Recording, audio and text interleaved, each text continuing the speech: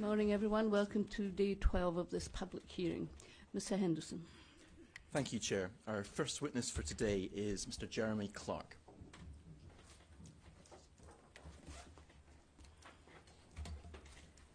Would you please repeat after me? I swear by Almighty God. I swear by Almighty God. That the evidence I shall give. That the evidence I shall give. Shall be the truth. Shall be the truth. The whole truth. The whole truth. And nothing but the truth. And nothing but the truth. Thank you. Do take a seat, Mr. Clark. Help yourself to some water. Yourself comfortable. And could you tell us your full name, please? Jeremy Charles Clark. Thank you. Mr. Clark, can you just tell us very briefly your professional background and your current role? Sure. I'd just like, before I do that, to put on record my thanks to Keith Mitchell, my trustee, who you haven't called, but who's been supporting me and has helped me put together the evidence statement. So I just want to put that on record. Thank you, of course. So my current role at the Trust is to be in charge of clinical governance. I'm a registered counsellor and a fellow of the British Association of Counselling and Psychotherapy. And I'm also involved in research. I have a research associate position at the LSE and Durham University on a project working with Nancy Cartwright and Eileen Munro and various other interdisciplinary professionals. And the trust that you mentioned is the Albany Trust. That's right. We're going to have a look at a lot of information about the trust. When did you become a trustee, Mr. Clark? In 2010. And how long had you been involved in the Albany Trust before that point? So roughly about 30 years I've been involved now. So I think I go back to late 1987 when I joined the Trust as a volunteer. So half its life. And what kind of activities have you been involved with until you became a trustee? In that I was doing period? a research degree at Birkbeck, and I got involved with the Trust originally to do some research. There was a very interesting research project to do with the social care needs of people with HIV and AIDS that was led by York University. And whilst I was involved with the Trust as a volunteer, I became an honorary therapist to do the Trust's own training. And then in the first sort of decade or so, I became then subsequently the training director myself, the clinical director, and I then focused a bit on my NHS work and subsequently became a national advisor to NHS England. So in the second decade, I wasn't so involved with the Trust. And it's then in the past 10 years or so that I've been a trustee. Really, I suppose the progression has been from sort of research and help on that side of the Trust to training and the clinical work in terms of my direct involvement with clients. Great, thank you. As you've mentioned, you and Mr. Keith Mitchell, the other trustee, have provided a very helpful and full witness statement to the inquiry. And if we could bring that up, please. It's at tab 1 of your bundle, Mr. Clark. But if we could bring it up on screen, it's INQ 003988. And Chair, I would invite you to adduce this in full. Mr. Clark, can you just tell us, you've sort of hinted at it quite a bit, but what is the Albany Trust about? What's its functions and its role and its mission? So it was set up really in response to the Wolfenden inquiry and the findings of the Wolfenden inquiry that homosexuality should not be dealt with primarily by the criminal law. And the opportunity, therefore, for an organisation that was really aiming to provide counselling support and pastoral support to a huge amount of unmet need, since no organisation publicly existed at that time for homosexual people who previously had been criminalised. That, I think, was its kind of primary mission. It was, of course, the sister charity, if you like, to the Homosexual Law Reform Society. Tell us about that. So that was also the key focus of the activities in those first 10 years or so, to actually find a way to persuade the government to implement Wolfenden's recommendations. So you say first 10 years. Just tell us when the Albany Trust was formed 1958. and the homosexual law reform. When was So, that? so Albany Trust was formed at the same time as the Homosexual Law Reform Society. The moving figure was a figure called Tony Dyson, who was a lecturer at Bangor University. The Albany Trust trustees were a group of people who had an interest in the field of psychotherapy, sexology. Kenneth Walker, who was a surgeon and had written books on sexology, was the chair at that time. Jaquetta Hawkes, who was an author, the wife of J.B. Priestley, was one of the trustees. So they were not so directly involved in the law reform work. They were more really keen on trying to provide some sort of organisation that would meet the needs of people coming forward, who would be attracted by the idea of an organisation that existed for them. And then after 1967 and the decriminalisation of same-sex sexual activity, how did the aims change? Well, as I say, the Albany Trust's aims really from the start were focused on counselling. I think after the decriminalisation and with a degree then of involvement with government itself, the Albany Trust was really the only organisation supported to try to meet a whole range of different needs. So you can see really the efforts of the Trust at that time is to start to build some kind of network of expertise, both within London and different organisations within London and then outside in the regions, to do two things, I think. One, to sort of tackle the stigma that still existed, considerable stigma around homosexuality, and therefore to sort of educate, as it were, mainstream services about how to better meet the needs of that population group.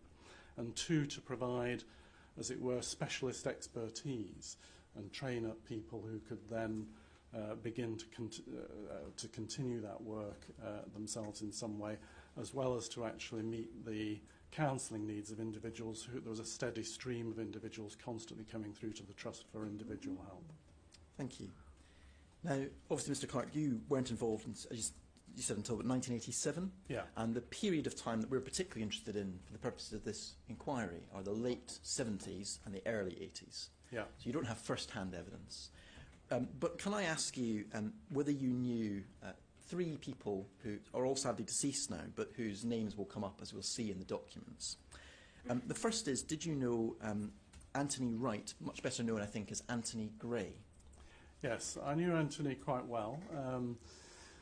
Tell us what his role in the Albany Trust was. So he had been involved on and off with Albany in various positions for about 15 of those first 30 years.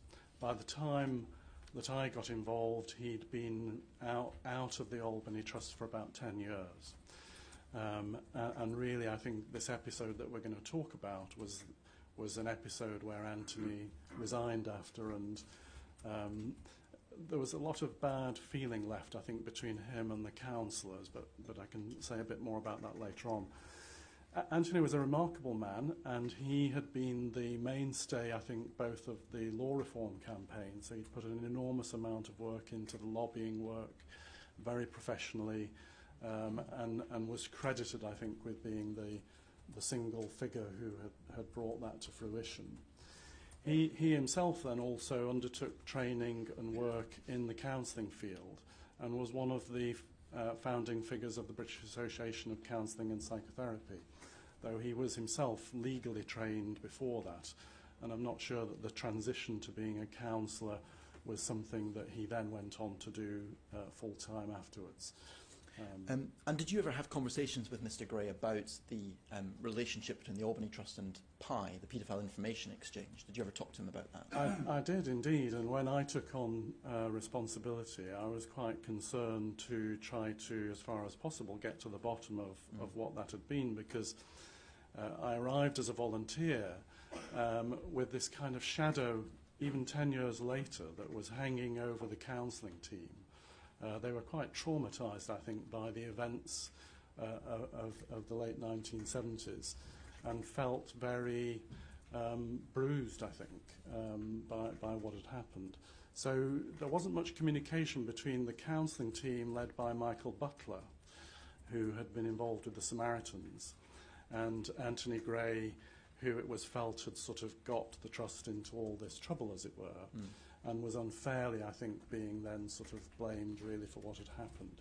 And part of what I wanted to do was A, get to the bottom of what had actually happened when I took on positions of responsibility and learn from that, but B, also to mend some of those bridges, which is thankfully what we did. We got Anthony to talk to our 40th anniversary, and he then got a bit back involved again. Excellent. Well, we'll hear more about that in a moment. Can I ask you about two other individuals as well? Rodney Bennett England, who became the chair of the Albany Trust after Anthony moved on. Did you know him? So I never met Rodney, and I was always told Rodney's health was not good. He never came to a single meeting. Michael Butler, who was really the kind of lead person, would be in communication with Rodney and see Rodney from time to time, but none of the rest of us ever met Rodney. That's fine. And then thirdly and finally, Clifford Hindley. Did you know him? I did, and I thank you for asking me about Clifford, because I also wanted to put on record that Clifford Hindley, the picture I have of Clifford Hindley, I knew him for about 10 years. Again, from the late 1980s to the late 1990s. I knew him personally as a very kind, very respectable, rather conservative person. He was very proud of his job that he'd done as a civil servant. He was particularly proud of the support that he'd been able to give to the Albany Trust. And what was that? So what was his relationship with the Albany Trust? Simply that he had managed to help, as it were, steer the applications for funding through to success, and the funding grants that Albany Trust got. And that's funding from the Home Office, which Funding from we'll the look Home at in just a moment. Yes, yeah. And the other project that he was proud of was that he had managed to help the Gay Bereavement Project to establish itself as a charity, and I'm not sure whether they got funding from the VSU or not, but he certainly had some involvement helping get them established. And do you know, did he know Anthony Gray? Sounds like they were moving in the same sort of circles. Well, they knew each other professionally, and they knew each other in those roles. They were both figures about probably the same age, I would think. And they had a sort of style of formality, respectability, courtesy. They would not have known each other, I think, in sort of informal ways or personally. I think because their roles at that time, when they knew each other, were professional ones. Anthony on behalf of the Trust and Clifford on behalf of the VSU. Okay, thank you. Well, that takes us rather neatly to the next topic I want to ask you about, which is funding from the Home Office Voluntary Services Unit, the VSU, to the Albany Trust. Can we have a look at tab 8 in your bundle? For the screen, it's LSE 003159.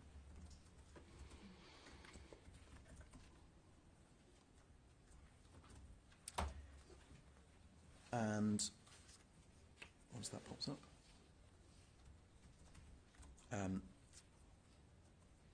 you'll see here we have a report from the Albany Trust to the Voluntary Services Unit describing the activities that have been done in the year 1974-1975 under a grant made by the VSU. And we can see paragraph 1 there, if we just zoom in. The VSU made a grant to the Albany Trust of £10,000 a year for each of the years 1974-5 and 1975-6. And then we got a short account of the work that was done. Can we turn over to page 3? And if we could zoom in the latter third of the page. Yeah, that's fantastic. Yeah, just from there, that's great.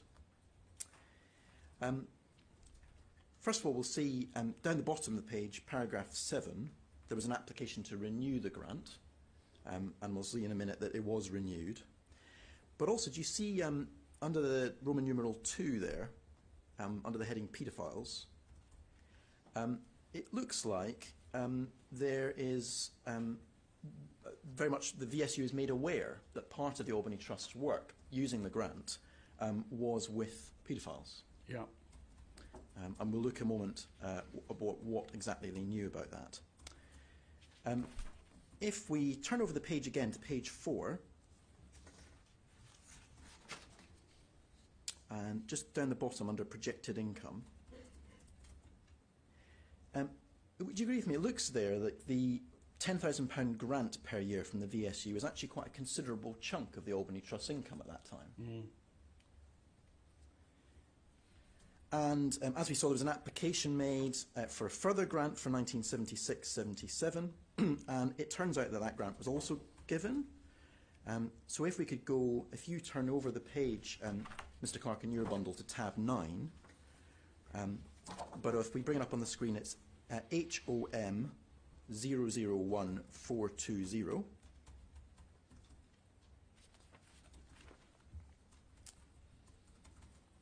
We'll see here a letter asking for a further 3-year grant. If we turn over the page to page 2, sorry, this is slightly difficult to read, Mr. Clark, so it might be easier to look at it on the screen. Mm-hmm. Again, if we just look at the bottom of this, this is another report from the Albany Trust saying what they've done with the money. And if we look at the bottom of the screen, under 3C, there's another reference to work with paedophiles. Yeah. So none of this is hidden. They tell the VSU they Yeah. held meetings with paedophiles. Yeah. And then finally, if we turn to tab 10 in your bundle, and that is HOM 001422. We'll see here this is a list of all the grants that were affirmed for that following year and for the 3 years after, 1978 to 79. And if we turn over the page to page 2, 3 lines down from the top, we see that the Albany Trust was given the grant that they asked for. In fact, slightly more this time, £15,000 a year. Yeah. So we have there fairly basic facts. Seems the Albany Trust, as you've said, under Clifford Hindley, granted £10,000 a year initially, and then £15,000 a year in the late 1970s by the VSU. Mm. And entirely open with the VSU, but some of that work involving meeting with paedophiles. Yeah. So let's have a look now at what those meetings involved and what the relationship was between the Trust and paedophile groups. Can we start, Mr. Clark, just by way of background, with a chronology of the history of the paedophile information exchange? If you turn to tab 38 in your bundle, Mm-hmm. and for the screen, it's OHY 006463.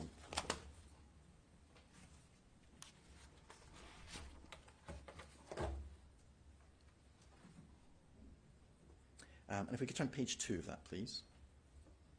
Now, Mr. Clark, just to be absolutely clear, this is not a document from the Albany Trust. No. This is actually, I think, a document produced by PI itself. And so it's nothing actually to do with the Albany Trust. And I appreciate as well that you can't give any first-hand knowledge of this. I've simply brought it up because it gives us quite a handy chronology to hang the other events on. Yeah. So if we just go through it very quickly, we'll see right at the top, PI was founded in 1974, originally in Scotland, by a man named Michael Hansen. It incorporated a group called PAL, the Paedophile Action for Liberation, at some point in 1975. Mm. It seems that actually that might have taken some time because we've seen documents to show that doesn't actually have a formal merger until about 1977. In November 1975, we see that PI made a speech to the CHE. Can you help us with what that might be? Campaign for Homosexual Equality. All right.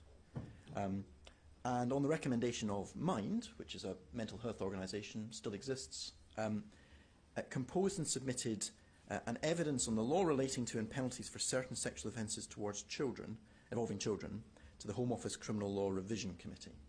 That seems to be the first sort of public impact that PI had, and we'll look at that a little later. Then we see there's a period from 1975 till about 1978. That's what we're going to focus on when there seems to be some interactions with the Albany Trust. And in particular, do you see, Mr. Clark, on May 1978, right down the bottom on the screen there, Yeah. we see an entry saying, Pi publishes its booklet, Paedophilia, Some Questions and Answers, initially compiled with the aid of the Albany Trust. Yeah. And copies are sent to every member of both Houses of Parliament, to the media and other prominent individuals. Then, the next key event is, if we turn over the page to page 3, 1981, there is a trial, a criminal prosecution brought against several members of the Pi Executive Committee, and Tom O'Carroll, who's the former chairperson, in March 1981, was convicted and sentenced. And we know that Pi continued for a couple of years after that, until 1983, when there was a further criminal prosecution, and it was finally wound up in about 1983. And Chair, I would invite you to adduce a document. We don't need to bring it up on screen, but LSE 001442 is the final edition of Pi's newsletter, and it describes the winding up of Pi in 1983. So that's the broad chronology, Mr. Clark. Now, am I right, from your discussions with Mr. Gray and others, am I right that the key period really, as far as the Albany Trust was concerned, is the late 1970s? No, it would be more accurate to say it was a period of 2 years. 2 years. From late 1975 to early 1977. And as far as I can establish, there wasn't really anything beyond that period where there was any active involvement between Albany Trust and Pi. Fine. That's very helpful. Well, let's look at that period then, and we'll have a look and see what happened.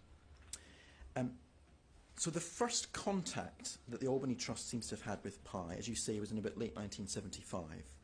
And I think we do have what looks like the first contact being made. If you turn to tab 15 of your bundle, and LSE 000026 for the screen. Fantastic, thank you. And we can see here a letter to Keith Hose, who I think, Mr. Clark, was one of the Pi executive, is that right? Became the chair, yes. Yeah. 9th of September 1975. And it's, we don't actually have a signature on this copy, but it's signed as managing trustee. I think that would have been Anthony Gray at this point. Yes, that's right. And he says, Dear Keith, it was good meeting at the weekend. I'm not sure, any idea what that was? This was the event that was held by Mind, a conference on the needs of sexual minorities, that Keith Hose had spoken at and spoken up on behalf of himself as a representative of a stigmatised minority group that nobody was willing to provide any help for. So this was the first time that Anthony had met Keith Hose, and Sir Harold Haywood, who'd just become chair, had also attended that event. So this was the prompt, as it were, for the work that they then decided to do together. That's very helpful, thank you. So it looks like Anthony Gray then, he says, I greatly admire your courage in standing up there and saying what you did, and he's offering to have a meeting and discuss what can be done. That's right. So then that meeting does take place, and we can see, if you turn to tab 12 in your bundle, Mr. Clark, some of the invitations to that meeting. For the screen, it's LSE 003236. And there's a whole series of these, but just as two examples, here's an invitation, December 1975, inviting Dr. Dorban to a meeting to discuss a supportive group for paedophiliacs, as they're being called, on the 7th of January 1976.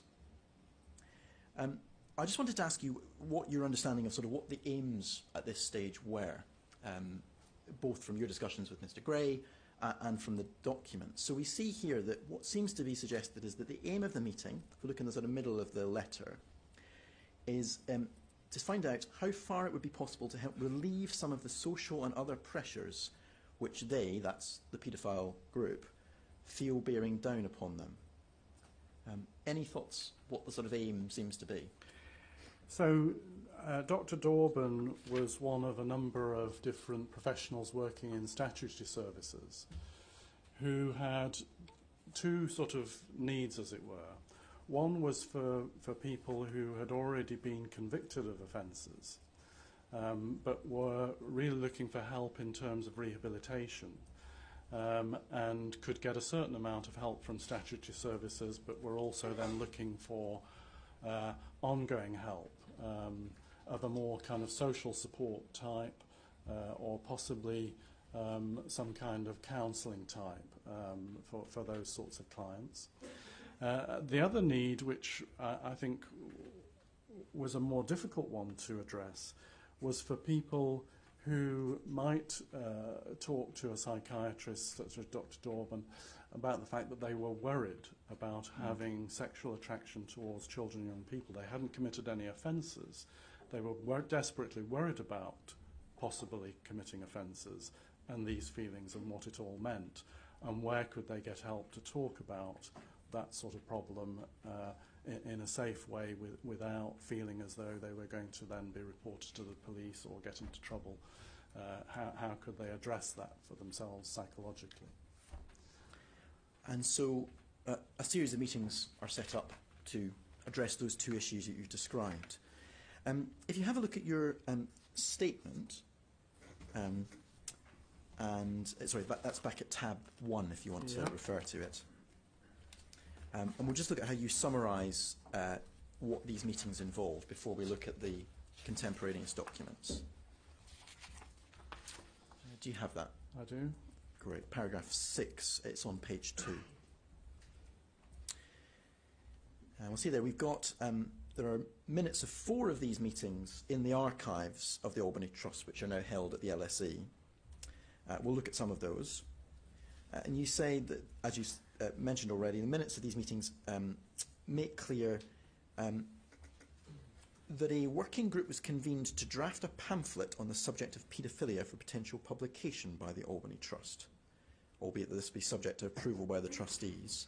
And the Albany Trust was represented by another volunteer, not Anthony Gray, on that working group.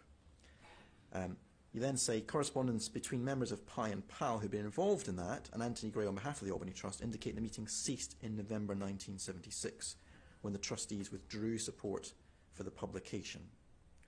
Can you just give us a little bit more detail about that? What's your understanding of what happened in relation to the pamphlet? Well, so just to clarify, there were clearly 2 projects. Exactly. The first project was the one that I mentioned really in response to sort of Dr. Dorban's kind of request. What sort of support, what sort of counselling, some kind of facilitated support group might work for this group of people. So that was one project that they wanted to explore. This other project was the sort of thing that Albany Trust did within its remit of public education. So it had, for example, a pamphlet called Homosexuality Questions and Answers. It produced a pamphlet, Transvestism Questions and Answers. And this was then thought might be useful, paedophilia questions and answers. Interestingly, the first thing they decide is that that's not a format and not a publication, a format for that kind of publication that would be suitable. But at any rate, some sort of public education that would not only talk about the legal position, but also talk about the social position and the various kind of social pressures and difficulties that paedophiles experienced, as well as with the aim of dispelling some of the myths around paedophilia that they felt it would be important for the public to try to improve the general attitude towards paedophiles. If we turn over the page, in fact, in your statement to paragraph 7, you also address the first of those 2 projects that you described to us as well. So the discussion of some kind of form of counselling or support network as well for either child sex offenders or those who were struggling with those feelings and wanted to get help.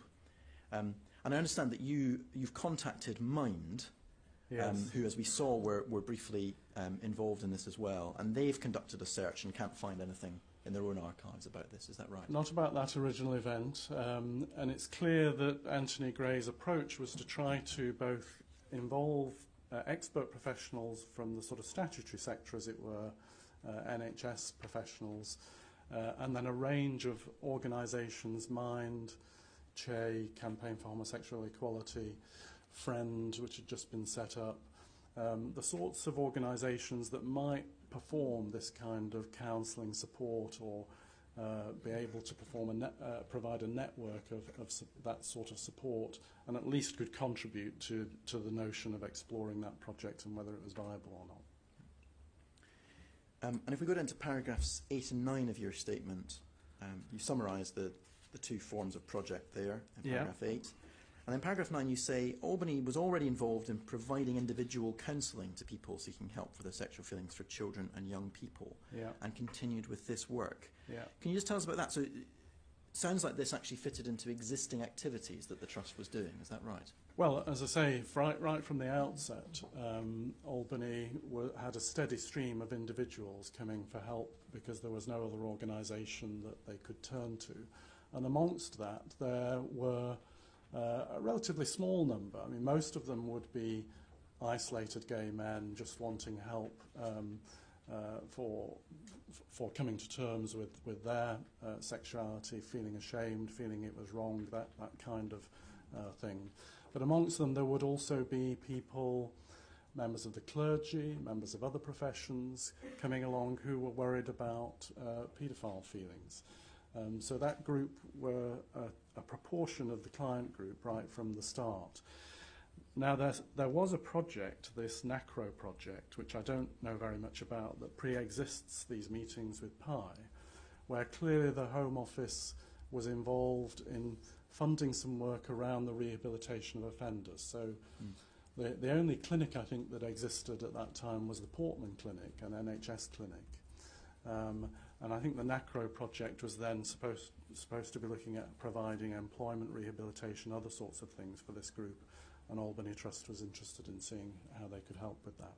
And is this kind of work that the Albany Trust still does now, or has that something that's dropped away? The Albany Trust primarily provides a low-cost clinic for effectively long-term counselling, which you can't get on the NHS, I'm sad to say.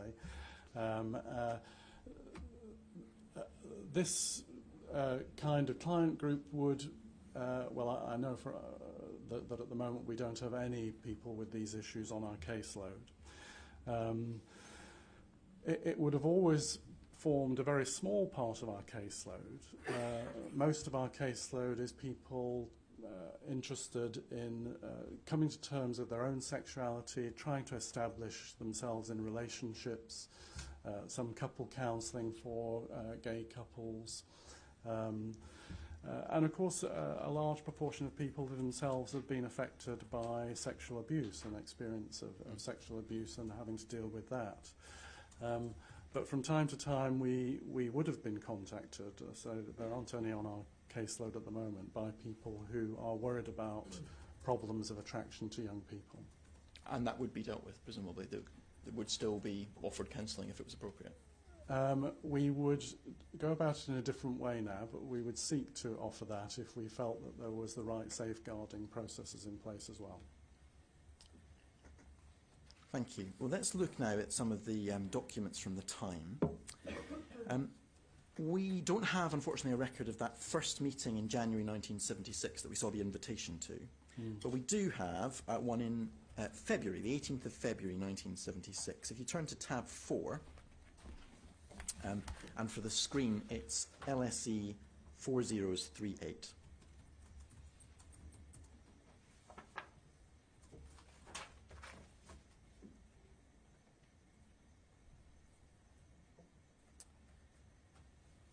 And we can see at the top of the page, Albany Trust, paedophilia, meeting held 31 Clapham Road on the 18th of February 1976. And just looking at the list of who was there, am I right that Anthony Gray and Harold Haywood are the Albany Trust representatives? Is there anyone else there from the Trust? Not that I recognise as part of the trust now. And Keith Hose is the name, as we've already said, of the member of the Paedophile Information Exchange Executive. Is there anyone else there that you're aware of was involved with PI? So, Faye Hutchinson was employed by Brook Advisory Centres, that were an organisation that dealt The with sexual young health people and clinic. sexual health. Yeah. Warren Middleton was the editor of the Pi magazine later on, so I presume he was there as a representative of Pi. John Holmstrom, this is what it says in Tom O'Carroll's evidence, so that's where I picked it up from, was the volunteer at Albany who was involved in the drafting the pamphlet. Yes. Thank you. And we see there in the first sort of substantive paragraph, discussion centred on the need to build up a supportive group for those in need of help and producing the pamphlet that would inform professional people, parents and the general public of the facts and issues involved. So that's what we described. Yeah. But can I just pick up on the next couple of paragraphs, because they seem to give a slightly different flavour of what was intended. The first of these says, the need to work towards greater awareness of the sexuality of children was emphasised. Until this was accepted as valid, any sexual activities in which children engage would continue to be regarded as child molestation or corruption.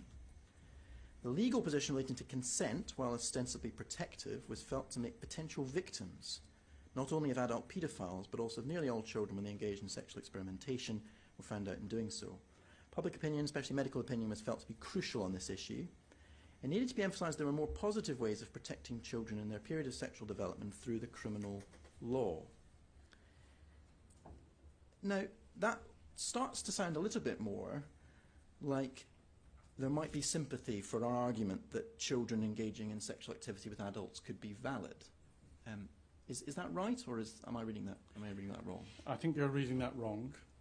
I think there definitely was sympathy for the idea that inadvertently some young people could become effectively criminalised by the law as it then stood.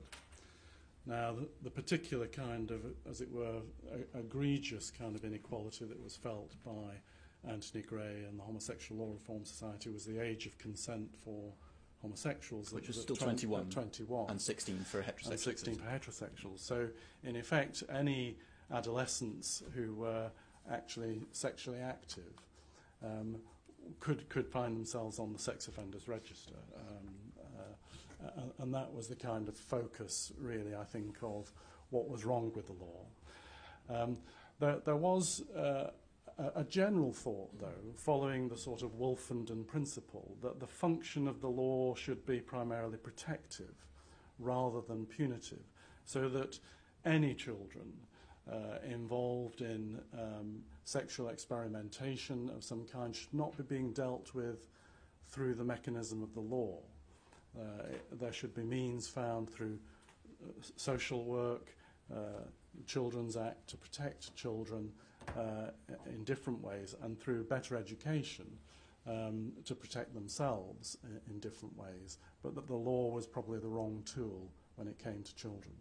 All right. And then can we look at the next paragraph as well? It says going to be 2 meetings held to consider both of those 2 aspects of the project, the supportive help and the booklet. Then it says this, and this is in relation to the booklet. It was felt this should be framed so the public could identify with it in terms of their own growth experience. Case histories of positive relations and also of those which have been destroyed by legal and social interference should be included. Now again, that seems to be saying that there's such a thing as sort of positive adult-child sexual relationships, and ones which have been destroyed, that seems to be suggested to be a bad thing, by legal interference. Again, am I reading that wrong, or is there a hint of sort of sympathy here? These would be certainly the points of view being expressed by the representatives of PI being put forward, so that's what the meeting is recording. And clearly what the idea was that since there are relationships where there are big age gaps that people will be familiar with, it ought to be possible to persuade people that those sorts of age gaps could also exist for young people under the age of consent as well as older people. I don't think that is something that either Anthony or certainly the Albany Trust would have agreed with, but that would have been the view that was being put forward there by the people at that some of the people at that meeting. And I suppose the other thing to say in terms of the context is that there would be an attempt to try to create a less judgmental stance towards this group of people, so that if you're going to provide anything of any help, both in terms of public education as well as in terms of actual interventions, counselling interventions, trying to approach that from a non-judgmental stance would be the best way to do that. But I agree with you. I think that it's really suggesting a sort of something that starts to sound like propaganda for the campaign of the Paedophile Information Exchange, and which, when it comes to it, the Albany trustees are simply not willing to go along with. Well, let's just see how it develops. So the next one we see is if you turn the tab to tab 6, and for the screen it's LSE 4040. Sorry, so that's 000040. And it's a discussion of support being necessary. So legal, psychological, psychiatric and social work. And some of the points you've mentioned already, Mr. Clark. PAL, which is the Paedophile Action for Liberation, want to run a group where people can talk freely and openly about their attitudes and experience. And then, so we see a link there, not just with PI, but PAL in this case. Yeah. And then Mr. Haywood saying it was intended to provide ongoing interpretive and supporting help. The Albany Trust would endeavour to provide suitable participants if requested, and they'd welcome referrals for individual counselling. Now, that's something we're going to pick up on in a second, but it looks like here there's now the start of a link where individuals are being referred to and from the two organisations. So PI referring to the Albany Trust, or PAL, and then the Albany Trust referring back to PI. Is that right? It does develop in that direction, yes. And then if we turn over the page to page 2... So I suppose just the point to make there is that PAL make it clear this is something they're going to do in any case. Yep. They're going to set up their own group in any case. I think what... but Mr. Hayward is saying that the Albany Trust would endeavour to provide help, isn't he? Mr. Hayward, I think, is wanting to indicate that if that group is really about being providing support, or co-counselling is a phrase he uses in another document, then that would be something the Albany Trust would want to work with, if it's that sort of group. And likewise, if then people are going to be referred back, as it were, for individual counselling to the Trust, that is something that the Trust would be interested in. And then if we turn over the page to page 2, this is the April meeting, and this one's to discuss the pamphlet. Yeah. As you've already mentioned, they decided question and answer probably wasn't suitable for this topic. Yeah. But let's just look at the topics that are considered. So under the heading Possible Topics, nature of sexuality, definitions, what is a paedophile, children's development, is there a latency period? Do you know what that refers to? It's a psychoanalytic term in terms of childhood development, that after the Oedipus complex, age 4 or 5 was the standard theory at that time, children go through a latency period where sexuality isn't so much a concern until it then emerges again in adolescence. So it's this period between about the age of 4 or 5 until then the onset of puberty, where children aren't really thinking about sex or involved in sexuality very much.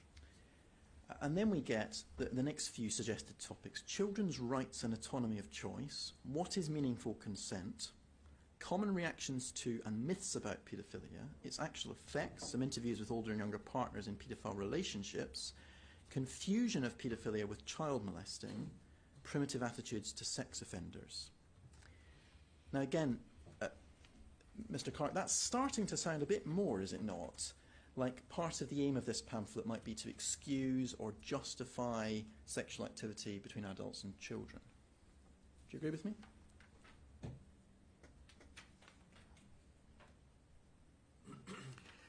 Certainly the sentence, interviews with older and younger partners in paedophile relationships, suggests that. Similarly, the confusion of paedophilia with child molesting. And wanting to make a case that paedophilia is something different because it's consensual, as opposed to assault, child molesting, sexual abuse, is wanting to make a differentiation there. So I agree with you, and I think this was a tension that in the end prevented the project from coming to fruition. That there is an attempt now going on here to begin to advocate for the views of the Paedophile Information Exchange about these kinds of relationships. I think it's worth just saying that the Albany Trust's own booklet on homosexuality had a section on paedophilia within it. So they already had, as it were, their own publication Covering the topic. that covered the topic. And it states very clearly there that although this is a minority of individuals, this is a minority who need psychiatric help and are breaking the law. Let's see, as you said, what happens after this. It seems to raise some tensions. So if we turn to tab 11 in your bundle, and for the screen it's LSE 002515. We can see the minutes here of one of the Albany trustee meetings in January 1977. And if we go down right to the bottom of the page, thank you, under the heading Paedophiles, we see this. Harold Hayward reported that there had been a meeting preceding Friday and agreed to recommend the trust should not publish the document the paedophile group had prepared. While recognising the hard work which had gone into it, it was not felt that the document would advance the understanding and acceptance of paedophiles, and it might adversely affect the Albany Trust. And then there's general agreement, and also agreement that there might be a publication of its own pamphlet, rather than with the help of PI. Now, I just want to pick up on the reasons given here for why the document wasn't proceeded with. Because the impression you've given us, Mr. Clark, is that there was a real sort of worry that this was starting to become propaganda for PI. But actually that's not the reasons given here, is it? The reasons given here are that the document would not advance understanding and acceptance of paedophiles. So it doesn't seem to be concerns about PI and its aims. It just seems to be that they don't think it's actually going to encourage acceptance of them. Is that fair? Not quite. The trustees had discussed this at a meeting at the end of November, and the trustees, or several of the trustees, had said this document is completely out of the question. This was the first time the trustees who hadn't been involved with this work had seen the product, as it were, of this work circulated. Because up to this point it had just been Anthony Gray and John Holmstrom. Harold Hayward had then asked this subcommittee, deferred this discussion. Of course, by this time as well, you should bear in mind that Mary Whitehouse was already... Well, we notice, in fact, we're going to come to the Mary Whitehouse allegations, but right down the bottom there, Miss Whitehouse had already made her speech about this. That's right. But Harold Hayward had then clearly sort of deferred, as it were, a decision by the trustees about this by the time they'd all clearly sort of read it and considered it to the January meeting. A January subcommittee had clearly met. They recommended to the trustees that they shouldn't publish it. And I think what he is talking about there is that the original remit of the project was to explore a publication that would advance the understanding and acceptance of paedophiles, and that had then not been possible. That remit he would have seen and the trustees would have approved of as the original remit for the project. And as I say, that would have been about really trying to educate the public as to what the actual law was, dispel some of the myths around paedophilia, and try to promote the idea that a different climate that was less punitive would actually be a more protective climate for children and young people, as well as paedophiles themselves, where they could actually more openly access help than was the case at the time. Thank you, Mr. Clark. Now, that's very helpful in terms of clarifying. How do you know that? Because what we see in this document isn't just understanding. It's got the word acceptance in it, which seems to be a lot stronger. So is this understanding you've got of what's happened from discussions with Mr. Gray, or how have you understood it in that way? Well, the trust's whole remit, it's written into its trust deed, is about understanding and acceptance of sexual difference. As I say, the original population group that was focused on was homosexuals. Mm. But it was never just a gay organisation. It was about sexual diversity and other sexual minorities as well. So promoting social understanding and acceptance was a phrase that was constantly used in Albany documents. It would be used in its questions and answers pamphlet. That was the sort of ethos, as it were. I see. So you're reading these minutes through the prism of the purposes of the trust. Yeah. All right. We see then that there's even more concern later in 1977. So if you turn back to tab 9, and if we look at HOM 001420, and page 11 within that document. Sorry, first of all, page 8 within that document. So tab 9, page 8. Meeting on the 4th of October 1977. And if we turn over the page to page 9, do you see there down the bottom, number 15, Mr. Clark, Pi controversy? And it seems that there's been some media attention by this point about Pi, and it was felt, therefore, that nothing useful could be achieved by continuing to work with them. That's right. Although it says the Trust would continue to offer help, advice and information. You see that? Yeah. And then if we turn over the page to page 10, there's another meeting the next month, 15th of November 1977, if we look at the top right-hand corner. And in this set of minutes, over the page, on page 11, in the middle in the highlighted paragraph, there's reference to the VSU grants, and then this rather interesting sentence.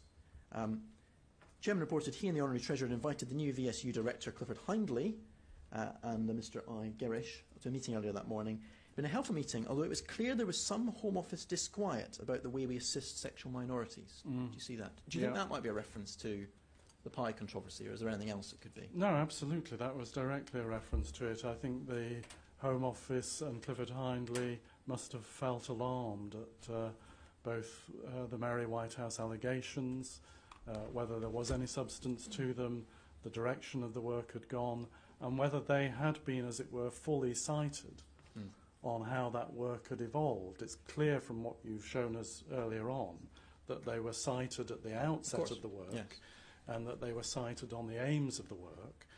But the fact that, as you've taken us through it, it then starts to veer off in this other direction, or appears to veer off in this other direction towards the aims of Pi as a campaigning organisation, would have been something that Clifford Hindley would have been very concerned about, and obviously questions were being asked in Parliament and by other people. We'll come to that in just a moment, yes. Yeah.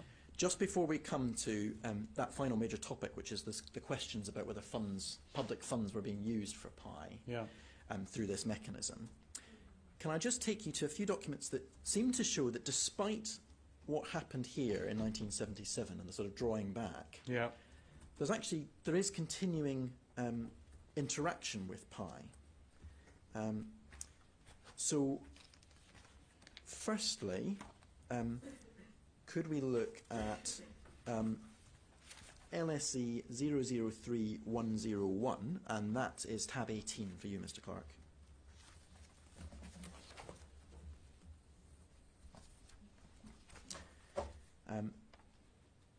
Now, this document is actually dated, if we turned over the page, we'd see it's dated February 1977. So this is only when the initial concerns are starting to be felt, rather than the more significant concerns by the end of the year.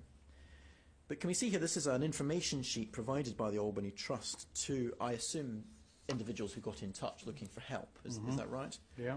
And down the bottom, right down at the bottom of the first page, we see Paedophile Information Exchange and PAL being referred to. So it does look like, at least in early 1977, people were being referred to PI or PAL. Is that right? I would doubt it in terms of the actual practice at that stage, but certainly the leaflet had not been updated by that time. So in early 1977, the decision has been taken not to proceed with the publication, though possibly to postpone that and Albany itself do its own publication later on. By the end of 1977, I think all those trustees resign. I see. Over this issue? Over this issue, I think, and so does Anthony Gray. And I think the regret at what had happened and the extent of the attack on Albany Trust and the damage to its reputation was such that most of those individuals during 1977 decided then that they were responsible for something that they didn't agree with. Well, let me just check that, though, with you, Mr. Clark, because you say by the end of 1977 there's a real concern about this and pulling back. Yeah. But have a look at tab 16. This is LSE 000027. Yeah. And here we have a letter to the Albany Trust from an individual dated 25th of November 1978, so a whole year on. It says, a few weeks ago, second paragraph there, a few weeks ago I wrote to PI. I wanted to know a bit more about them. I also wanted to join. And then if we go over the page, it says, I wrote to the head person, Tom O'Carroll, and then it's clear that this individual isn't just someone who is struggling with feelings of sexual attraction to children. He has actually engaged in sexual activity with 14-year-olds. Now let's look and see what is done with that letter. This is written from prison, is it? It's written from prison. Yeah. Exactly. If we have a look at the next tab, Mr. Clark, so tab 17, and if we look at LSE 000029, and look at the top right-hand corner, it says 4th of January 1979, and this is a letter from PI back to the Albany Trust saying, you sent us on a letter recently. It looks like that gentleman has been passed on to PI by the Albany Trust in 1978, doesn't it?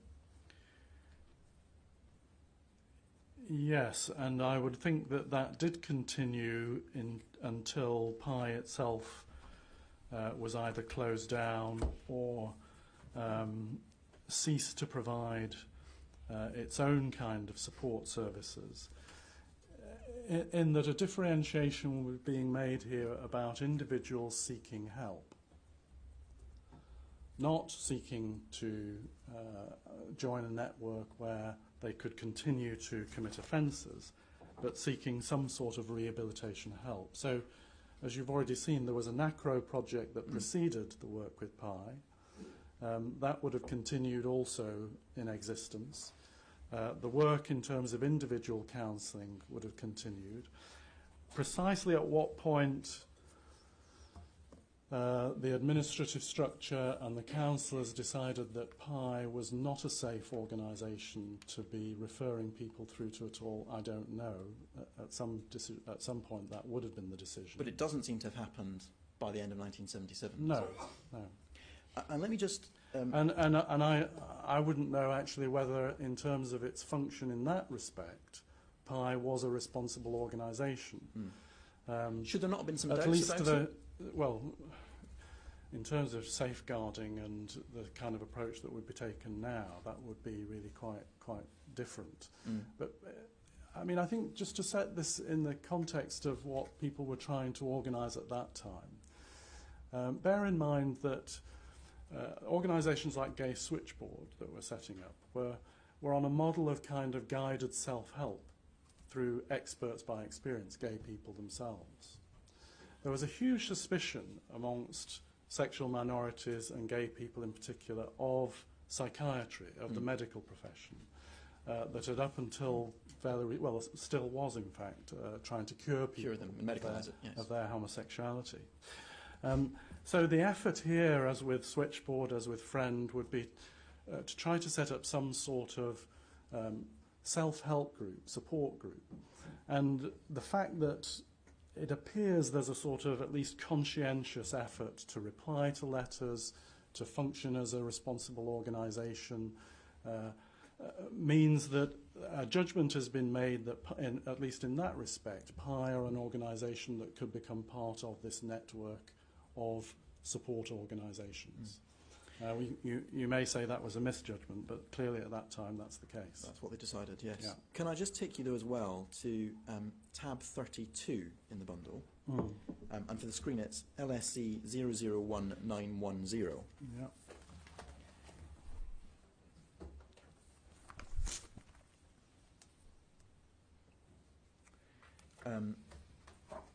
Because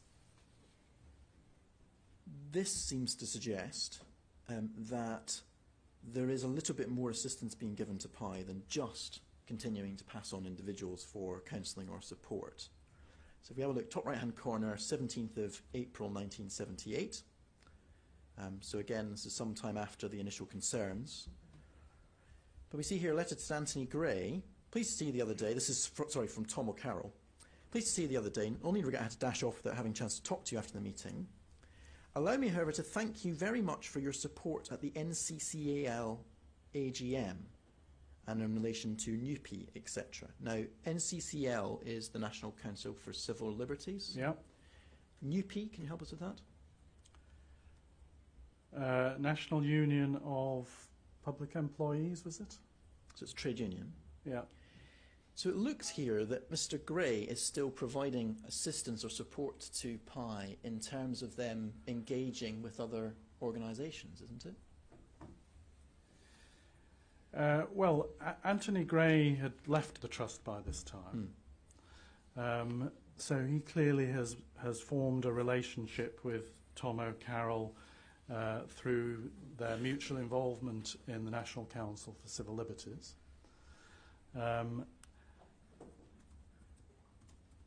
And there appears to be something to do with working on a publication together or a book together. Yes. I don't know if are you able to just help us with, given that what you've told us... I don't think that's got anything to do with Albany Trust. I understand that, but given what you've told us about how concerned the Albany Trust was and the fact that Anthony Gray and the other trustees resigned over this controversy in 1977, why would it be that there's still what seems to be quite a friendly relationship with PI even after that in 1978?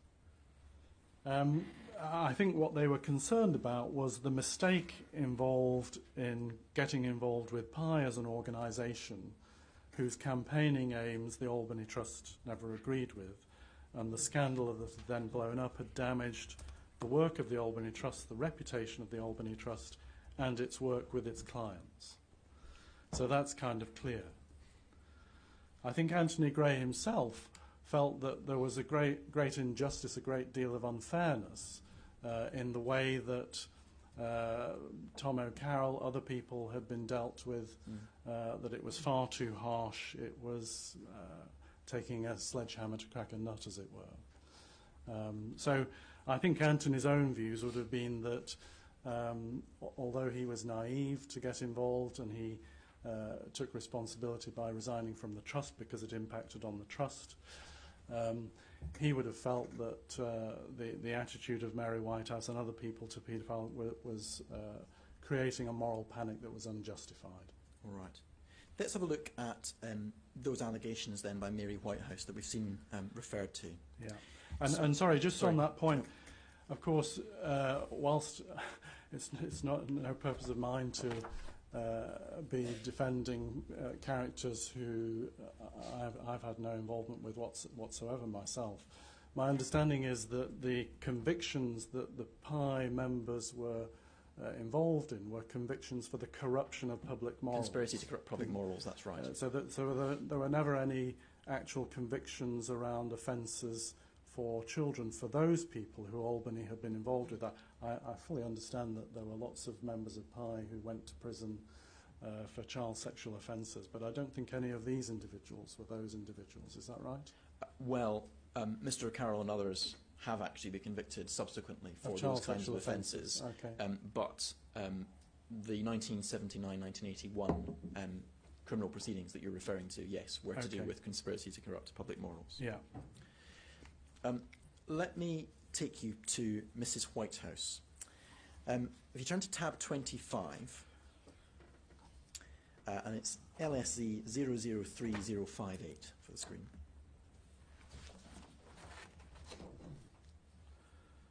We have here the text of a speech that was made by Mrs. Mary Whitehouse, the General Secretary of the National Viewers and Listeners Association, and quite a prominent public figure in her time, on Wednesday, the 24th of November 1976. And the key paragraph that is of relevance to the Albany Trust is at page 4. And that central paragraph beginning one constantly. Thank you. Now, Mrs. Whitehouse in this speech in 1976 made several allegations about the Albany Trust and its work, but really the one we're interested in is the last sentence, which says this: "Furthermore, the support given by this organisation," that's the Albany Trust, "to paedophile groups means that we are all subsidising and supporting, at least indirectly, a cause which seeks to normalise sexual attraction and activity between adult males and little girls."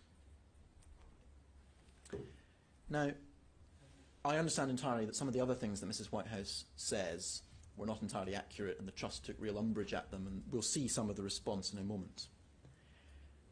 But would you agree with me that actually that one sentence there is, perhaps with a bit of rhetorical flourish, accurate as at late 1976? Not at all. Why not?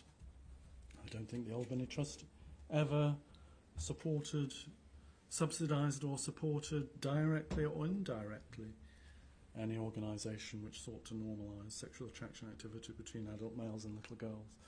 And Albany Trust's own publications make it very, very clear that it had absolutely no confusion about the law, about breaking the law, about what sort of support could be provided to people who are breaking the law, but no part of its brief was to campaign for or try to persuade any changes in the law of the kind that PI were advocating for. Now, I understand that entirely, but what Mrs. Whitehouse was saying was something somewhat less than that, wasn't she? She was saying the support given means that indirectly paedophile groups are being assisted or supported in what they are trying to achieve.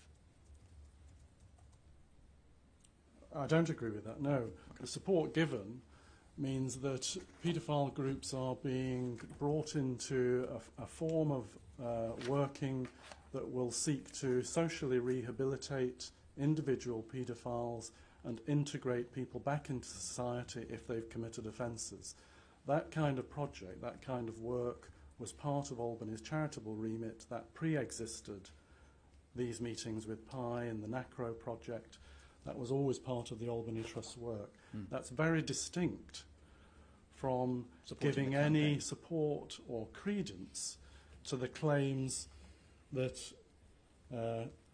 sexual activity between adult males and little girls is normal. And as I'm sure you'll show us in the response to these allegations, we're just about to come to it. Yes. That is what Anthony Gray and Rodney Bennett England point out. Let's just look at that before we break. So there was a bit of a media furore about this, as I understand. And sorry, Chair, would you mind if I just take my jacket off? I'm getting a bit warm. Thank you. There was a bit of a media furore at the time. Yeah. And there's a response given to Mrs. Whitehouse, and we've got that at tab 27 of your bundle. and it's LSE 002694.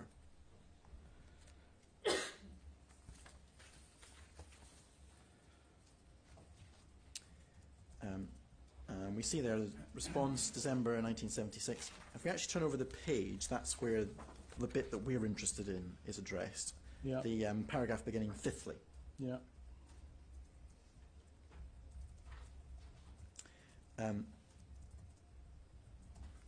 And here the allegation is repeated.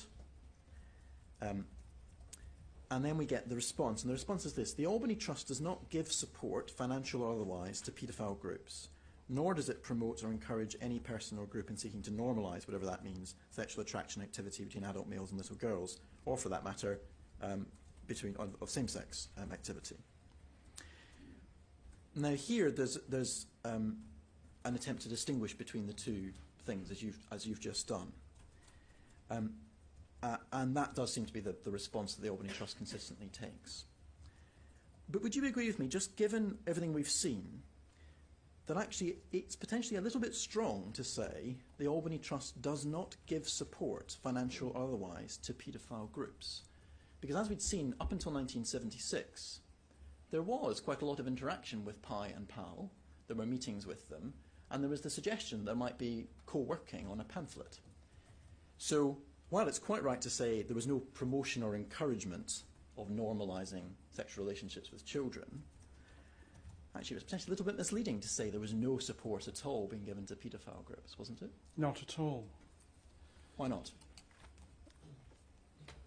The support given to individual paedophiles was to try to rehabilitate them and enable them to manage and deal with their problems. That was clearly part of Albany Trust's remit. That was part of its counselling work throughout. The support given to paedophile groups, as we've seen, was in the form of two exploratory projects. One of which was about providing some sort of group counselling support, which in the end was not followed through with. The other of which was this abortive publication. The fact that that abortive publication was never going to be approved by the trustees and was never promised to be approved by the trustees is not an indication that Pi's aims and Pi's wish to see sexual activity between adults and children normalised was something that the Albany Trust ever subscribed to, and it would never have subscribed to that. That was always going to be a tension in that working group, and I'm not sure why it got as far as it got without that working group being advised this is not something the Trust is ever going to agree to. If you read the Trust's own pamphlets, they're very clear about the position of paedophilia, or what it calls pederasty, as a disorder and as something that people are suffering from. I mean, of course they talk about it also in terms of sympathy for the tragedy that these individuals are suffering from and the need for help. But they're very clear that about the position of the law and the position of the Trust in relation to these activities. Thank you. I'm conscious of the time. Chair, would you like to take your break there? I've got about 20 minutes more, Mr. Clark, so we'll come back after the break. Okay. We'll return just after 11:30.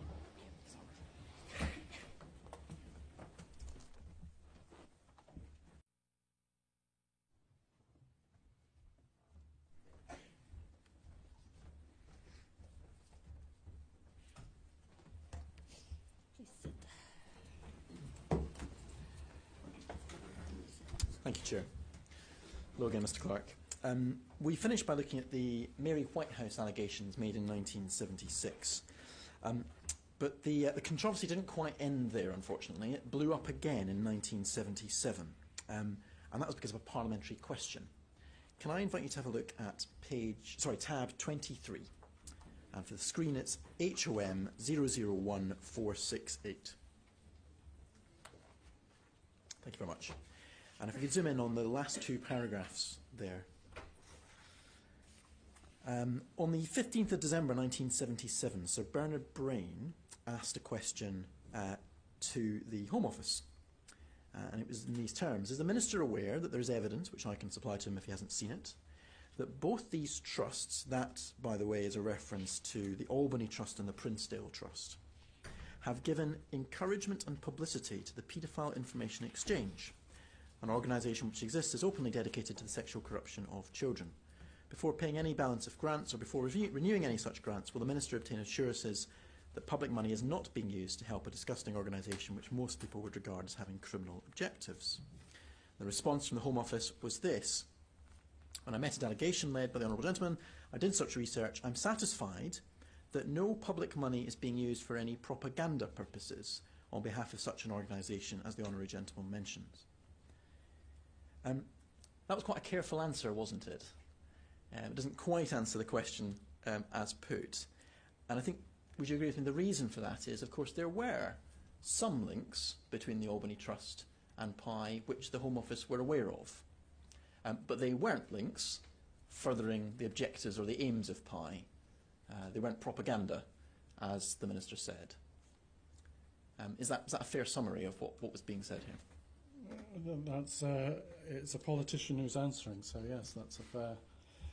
And I think that's an accurate answer in terms of what the intentions of the Trust had been in informing at the outset of this project what the aims of the project were and what the people involved in the project tried to continue to steer the project towards. The fact that it had this tension within it that did start, as we've seen, to veer towards these kind of propaganda statements in the draft publication, meant that that part of the project was never going to come to fruition. But on the part of Albany Trust, I think it's fair to say that the Home Office was made aware of what it was doing. What it was doing was aiming to provide some kind of support and public education, but it was certainly not aiming to get involved in any propaganda on behalf of PI. And in fact, Anthony Gray replied personally to Sir Bernard Brain, giving a bit more detail. Yeah. We can have a look at that. That's LSE 003081, and it's tab 29 in your bundle, Mr. Clark. Yeah. So a couple of months later, February 1978, Mr. Gray writes quite a comprehensive letter, although he makes clear that at this point he's no longer director of the Albany Trust, as we've discussed. And he goes through various things in quite a lot of detail along the lines that you've described. If we turn over the page to page 2, paragraph 7 is perhaps worth noting, where he makes very clear his own position. I do not approve of paedophile practices. I don't favour social acceptance of paedophilia, etc. But paragraph 9, he says this: may I state categorically yet again that under my directorship the Albany Trust gave no, capital letters underlined, support, financial or any other, to PI, who are in fact regarded as extremely wrong-headed and misguided group of people. And then if you look a little bit further down, he explains there's been meetings to talk about paedophilia with a variety of people, including some members of PI. But then towards the end of that paragraph he says, but there is no link, again underlined, and no collusion between the Albany Trust and PI, whatever Mrs. Whitehouse and others may choose to say to the contrary. Now, he's given a very detailed response here, but would you agree with me that's a bit strong? We've seen that there has been a link. There has been quite a strong link, in fact, on the two projects that we've been looking at. Not for the purposes of promoting PI, there hasn't. And not for the purposes of promoting PI's campaigns to reduce the sexual... So insofar as PI was presenting itself as an organisation that would provide some kind of legal support, access to expert legal advice, co-counselling, those sorts of activities, then clearly there was a link. And as we've seen, people were then, it was suggested that people could be referred between both PAL and PI and the Albany Trust for the purposes of that kind of support. For the allegations being made by Bernard Brain that the two organisations are pursuing the same kinds of aims, they are not. And there is no organisational link between the Albany Trust and PI in any case, because with regard to anything to do with law reform, that was the remit of the Sexual Law Reform Society, which was separate to the Albany Trust. So any involvement that Anthony Gray did have with Tom O'Carroll, with the Criminal Law Review Commission paper that which we'll look at later on, would have been wearing his hat, as he points out at the start of that letter, of the Secretary of the Sexual Law Reform Society, which was a separate matter to the Albany Trust and what the trustees were involved in. Yes. I accept all that, Mr. Clark. I think the point I just wanted to make, or ask you to think about, is those are very important but quite fine distinctions. And what's being said here to the MP is quite a categorical blanket denial, isn't it? No support, no link, no collusion. Would you not agree with me that that's probably a little bit too strong, given what we've seen? No, I think if the allegation is to do with funding and to do with support for the aims of PI, Anthony Gray is quite right to point out that there is simply no link in terms of either funding or in terms of support for PI insofar as its aims as an organisation were to remove the age of consent. Right, so no, I don't accept that that's... but, you know, I'm not a lawyer, Mr. Henderson, so you say these are fine distinctions that are being made. Anthony Gray was trained as a lawyer. I assume he's writing this letter very carefully in response to Bernard Brain and partly to assist Clifford Hindley in the Home Office and the Minister. So he's wanting to make these distinctions and at the same time be very clear that neither the Albany Trust nor the Home Office have colluded in any way with the paedophile information exchange. Your criticism is that he's overstating the fact that there is no link at all, because clearly within the realm of Albany Trust's remit around support and counselling for individuals, there is a link. Let me just pick up on your reference there to the Home Office being concerned. Could you turn to tab 30, just the next tab, and it's LSE 001781. There's a letter here from Mr. Hindley to Rodney Bennett England, who was the chair of the trust by that point. Yeah. Following on for Sir Bernard Brain's question, and you see there's obviously been a reasonably good response given already. The Minister has given the response. But then there's a request here for a little bit more information about two things. One is Mr. Gray's comments on the age of consent, which, as you've said, were actually made under a different hat, as it were, when he was at the Sexual Law Reform Trust. But also this reference to the Spire report, or Spire report. Can you just help us with that? What was the concern about that? And was any action taken by the VSU to follow up on these concerns?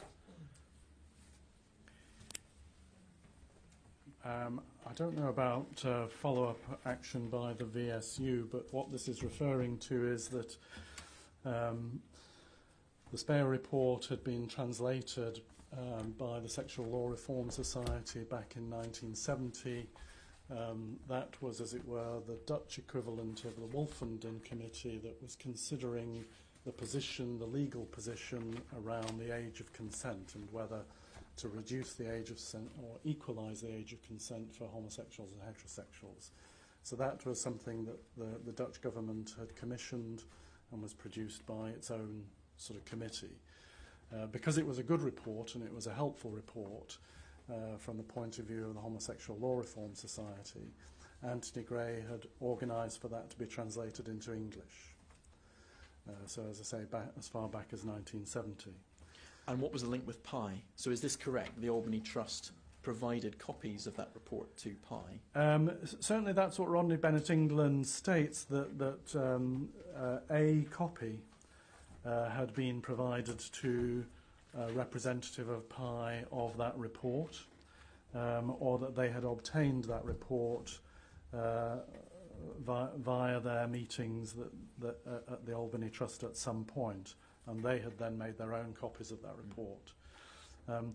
So that's about reducing the age of consent to 16, and it's a relevant document, as it were, for people who are then interested in making submissions to the Criminal Law Revision Committee about reform of the age of consent, which is something the Home Office itself was also involved in. Yeah. That's the final topic we're going to come to in Okay. just one moment. But just before we do that, to finish off this question of funding and links between, allegations of links between PI and the Albany Trust and funding links, can I take you to the statement of Tim Hulbert, who I think you heard give evidence yesterday. It's at tab 2 of your bundle, and the reference is INQ 003974, and if we could look at subpage 18. Thank you. And paragraph 68 is the key point he makes. Now, as you'll have heard yesterday, Mr. Hulbert's main allegation is that he believed there was funding being given to PI through the WRVS, and that was his main evidence yesterday. But he's also commented on what he thinks the links are between the Albany Trust, who obviously were funded by the VSU, and PI, and the VSU's knowledge of those. And I just wanted to run through these as a sort of summary of where we think we've got to. First of all, he says the VSU were aware of the Albany Trust working with paedophiles while the Trust was in receipt of public funds. That's correct, isn't it? As we've seen, they were well aware of that. Secondly, the VSU were also aware the Albany Trust was intending to use those public funds to publish information about paedophiles. Again, that's broadly correct, isn't it? But what we've seen is that actually that pamphlet never went ahead for the reasons we've looked at. That's right. Thirdly, he says the Albany Trust Director Anthony Gray corresponded with PI and PAL, offered to speak at a PAL meeting, attended numerous PI meetings whilst the Trust were in receipt of public funds. Again, that's accurate, isn't it? Anthony Gray went up and down the country, mostly speaking to women's organisations, but all sorts of organisations in his role as the Trust Director, yeah. Fourthly, the Albany Trust provided PI with copies of the translations of the Speyer report, which PI then distributed to its members. That's what we've just talked about. That's broadly accurate, isn't it? It's slightly overstating it. But there was at least a copy given, and PI did then do something with it. Rodney Bennett England concedes that PI obtained a copy, and they must have obtained that from the Albany Trust. Yep. And then finally, the VSU were aware of Anthony Gray's involvement with PI. They had regular contact with him, and because it had been raised with them by an MP, that's Sir Bernard Brain, in writing with Clifford Hindley, the then head of the VSU. And that's accurate, isn't it? Yeah. So where we seem to get to is that whilst it's true that no Albany Trust funds were ever given to PI or used to further PI's campaigning aims, it is true as well that there were links between the Albany Trust and PI of the kind that are summarised there and as we've been discussing this morning. It's true that there was involvement, yes. Thank you. Now, I said we finally come to... I'm not sure what you're trying to make of that. Oh, the involvement, just a summary. The involvement is from the aim of the Albany Trust, as I say, to try to bring the Paedophile Information Exchange and PAL into some sort of professional network, working arrangement with organisations like the Albany Trust, like Mind, like Friend, that were concerned about helping individuals who were isolated and who were at risk to themselves and other people so that they could get effective help. If anything, that is, as it were, moving those organisations away from their campaigning aims are more towards their kind of social support aims, if you take those two distinct activities. And that was the differentiation that was always made, that the Albany Trust differentiates between its role as an organisation providing counselling and support, and then a separate role which is really to do with sexual law reform, that the Albany Trust wasn't directly involved in. Let's just look at what PI's efforts were to lobby for change in the law, and what links at all the Albany Trust had with that. The first thing that we've seen is that there was a pamphlet produced by PI, even after the Albany Trust pulled out of that project, and it was distributed to parliamentarians. And we have a copy of that pamphlet behind tab 14. If we bring it up on screen, it's LSE 000435.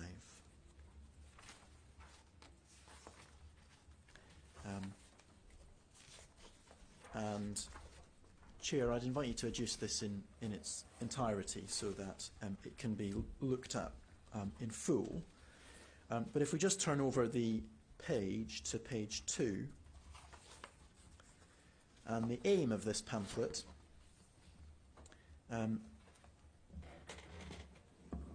second paragraph there, in the belief that knowledge dispels prejudice, this booklet sets out to answer the commonest questions and suppositions about paedophilia, and to argue that those involved represent no special threat to society, but on the contrary are often a force for social good.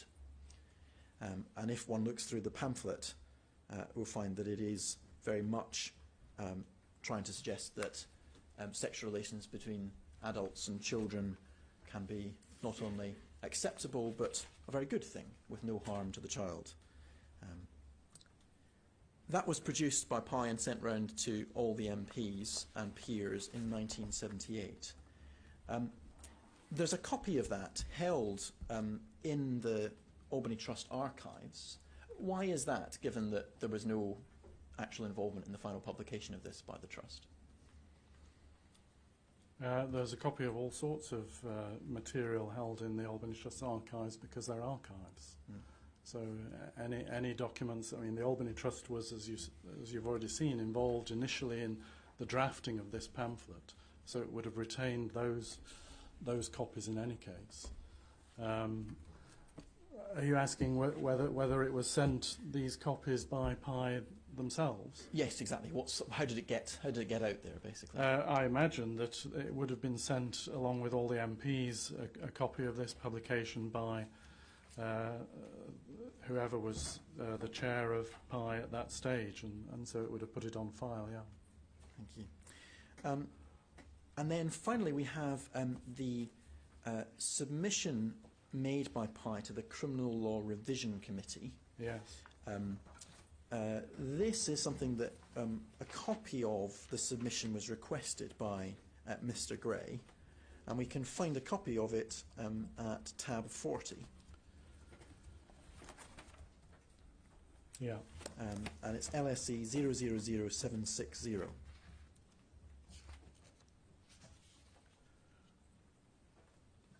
Again, Chair, I'd invite you to adjust this in full. But if we just turn over the page to the first substantive page, page 2, and up at the top there what this paper was proposing. This paper by PI proposed the abolition of age's consent and the removal of consensual sexual activity at all ages from the criminal law. Again, just help us, you've explained all the way through that the Trust wasn't supporting PI's lobbying activities, but why was it then that the Trust did seek a copy of what PI were saying to the Criminal Law Revision Committee? So this is going back to 1975. Yes.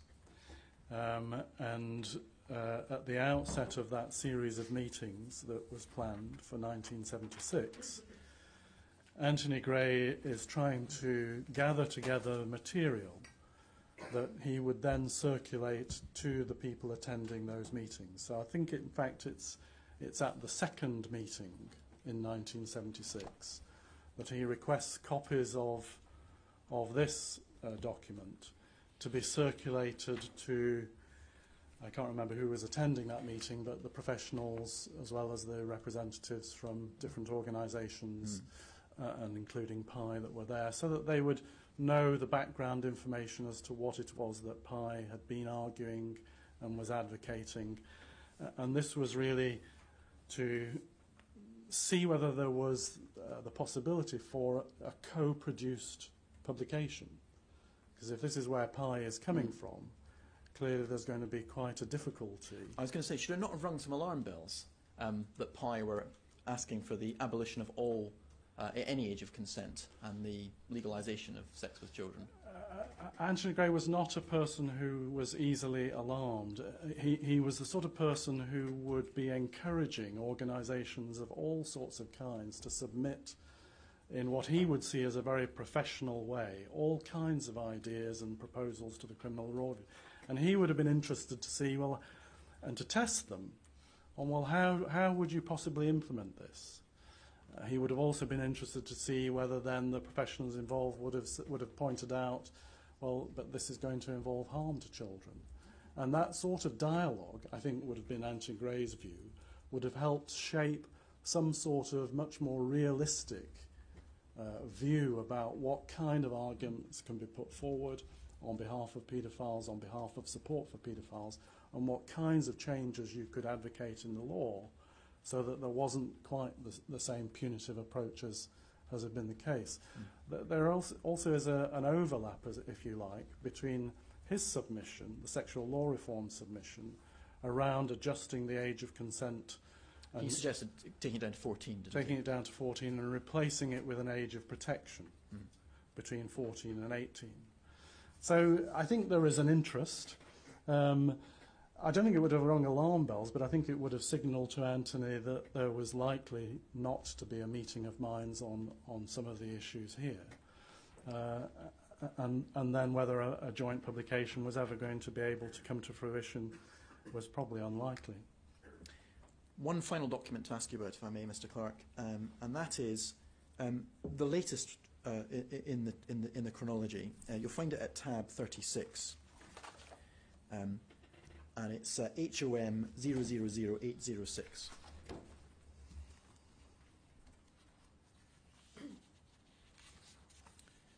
Yep. And this is a briefing for a meeting between the Home Secretary, which at the time was Leon Britton, and Geoffrey Dickens MP to discuss the Paedophile Information Exchange, 22nd November 1983. Now, the reason this is at all relevant to the Albany Trust, Mr. Clark, is if you turn over to page 2 and you look under latest developments, you'll see here Pi has recently produced another edition of its magazine, Minor Problems, a copy of which has been forwarded to the Home Office by the Albany Trust, who received it unsolicited. And then it goes on to describe what's going to be done about that. You see in the middle of that it says, the Trust has made it clear it wishes to have no contact of any kind with Pi, nor receive its publications. So it looks that by 1983, the Trust was really very worried about Pi, but was still receiving unsolicited correspondence and passing it on to the Home Office. Yeah. Is that fair? Yeah. Thank you. And Chair, I'd invite you just to adduce as well. There's a note of that meeting with Geoffrey Dickens that then happened. No need to bring it up, but it's HOM 000811. So just to comment that from what I can see, what happens by this time, Anthony Gray, as I said at the start, had left the Albany. It was really primarily Michael Butler and a team of councillors that were then running the Albany Trust. And they really felt that Albany had been badly burned by this whole episode. Yes. None of those, I think, individuals, councillors, would have wanted to have worked with Pi in the first place and felt that it was a serious mistake to get involved with that kind of organisation. And they took the view that this is really a completely inappropriate organisation to be working with from the point of view of a counselling organisation, which was their primary concern. So I think that reflects the position of Michael Butler and the team of by councillors. 1983, Yeah. yes. And that's the final question I wanted to ask you, Mr. Clark. If you come back to your witness statement, Yeah. back in tab 1, and paragraphs 17 and 23, Yeah. you address sort of the Trust's current view on this past relationship and link between PI and the Albany Trust. With the benefit of hindsight, how do you think the Trust should have responded to PI?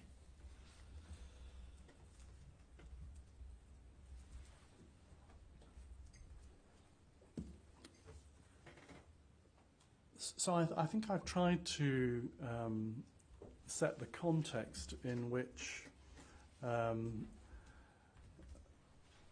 trustees and Anthony Gray felt there was a legitimate need, unmet need, for individuals who really didn't have anywhere to turn to for help prior to committing offences. It was already involved with a project cooperating with NACRO for people who had committed offences and rehabilitation. But this group of people who were worried before they'd committed offences was not really served at all. Now, and your inquiry obviously is going to have to address that particular problem about, well, where do people go to for help before they've committed offences when they're worried about these sorts of issues? And there really are very few places for them to seek help. But now the first question that any such organisation would be asking would be to do with safeguarding and the risk to children and vulnerable people posed by those individuals. And that would be part of what you would need to do. You'd need to do some kind of risk assessment process. You'd need to, if you were offering help, make sure that you had links with the right organisations if those risks became difficult to manage. So you would set it up in a very different way. At that time, it's clear that the sort of informal links that you've pointed to, the referral links backwards and forwards between the organisations, didn't really have those proper checks in place. So there was no way of Albany Trust knowing what it was exposing people to by getting involved in those organisations. That's something that we would obviously, that's something that was a mistake at the time, and that's something we would not do now. I think the other point to make about that, and I will just read out paragraph 23 for the benefit of the chair and the panel about our position now, if that's okay. But the other point to make, I think, is that you've highlighted this tension all the way through between an organisation that is campaigning to change the law and campaigning to do something that for the vast majority of people is completely unacceptable by removing the age of consent, and this other work to do with support and befriending and providing support for people. And that tension just didn't sit. You can't do those two things in conjunction with one another. In order to provide in a responsible way support, that needs to be done in a safe place, away from the kind of campaigning work that you've been talking about that's going on, that publication started to veer towards. So those two things needed to be more separated than they were. But in terms of what our position is now, I'll just read that paragraph. We, the current trustees of the Albany Trust, personally, and on behalf of the Trust, are able to state unequivocally that we do not support PI or any similar body. We are well aware of the damage that sexual abuse causes, and we fully support justice for survivors of sexual abuse. Indeed, our own counselling work at the Albany Trust includes helping many such victims of childhood sexual abuse whom we have supported over the years in their personal recovery, and we continue to do so today. As I say, we go about that in a different way than was happened at the time, and we no longer have any activities to do with law reform or campaigning of that kind. We're focused on meeting the needs of individuals who need help with counselling. Thank you very much, Mr. Clark. I don't have any further questions. I don't know if the panel have. Thank you, Mr. Henderson. Just one question, Mr. Clark. Going back to the proposed pamphlet that we talked about at some length, you said it was intended in part to address the kind of myths that were in the public perception about paedophilia. Could you explain what some of those myths might be? Could you enlighten us? I think the primary myth that would have been in the minds of the Albany trust would have been that all homosexuals are paedophiles. That the way in which it was conflated, that anybody who was, as it were, not normal sexually was therefore interested in children. That would be the primary myth. And what about PIE's interests?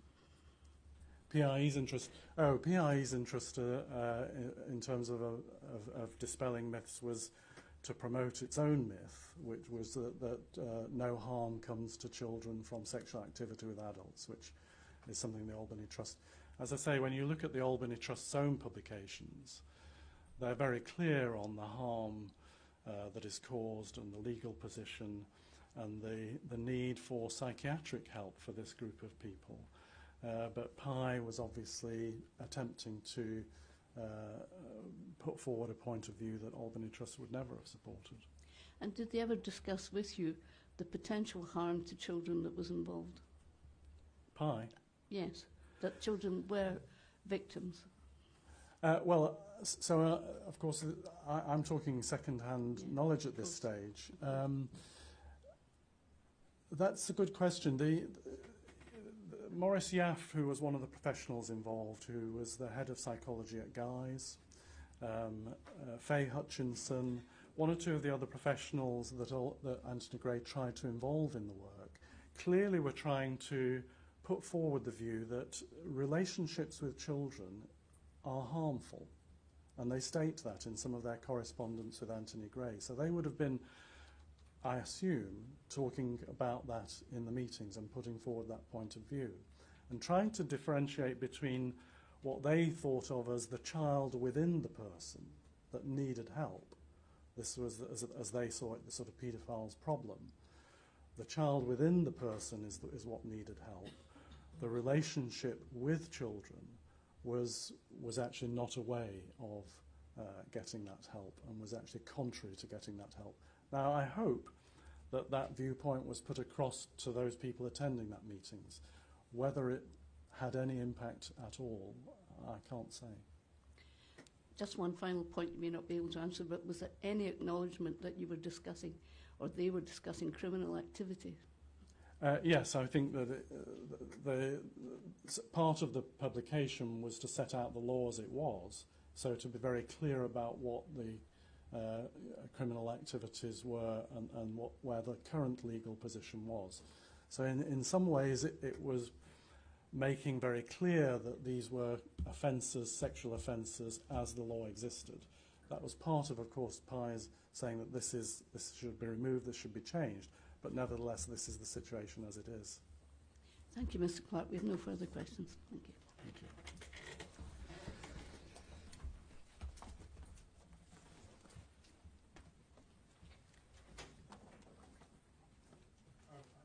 Would you mind? I did put on record my thanks to Keith Mitchell. I would also like to put on record my thanks to the legal team here, who have not only been incredibly thorough, but also particularly helpful in the process of us trying to deal with putting evidence forward to the committee. So I'd like to thank them and, of course, to wish you very well in what is a very important but difficult task that you've got. Thank you very much.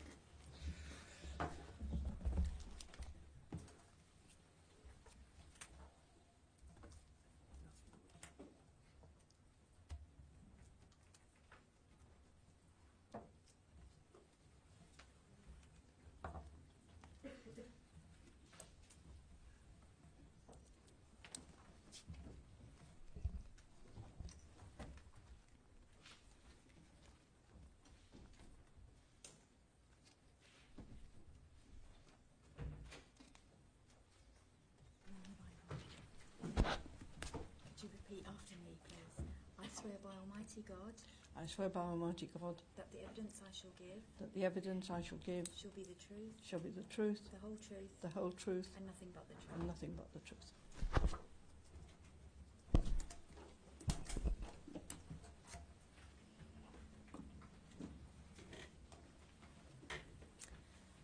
Could you state your full name, please? June Thoburn. And is it right that you're an emeritus professor of social work at the University of East Anglia? That's correct. And just a few points about your background and experience. Are you also a member of that university's Centre for Research on Children and Families? I am. You're a qualified and experienced social worker, having practiced in child and family social work in England and Canada. Yes. And among your particular interests are cross-agency and interprofessional aspects of practice with vulnerable children and families. Yes. You've been instructed by the inquiry to review the adequacy of existing safeguarding and child protection policies and procedures which are in place within political parties, government departments and the Palace of Westminster. Is that right? That's correct. And you've provided a report to the inquiry. Is that right? That is correct. Could we bring that up, please? It's INQ 004088.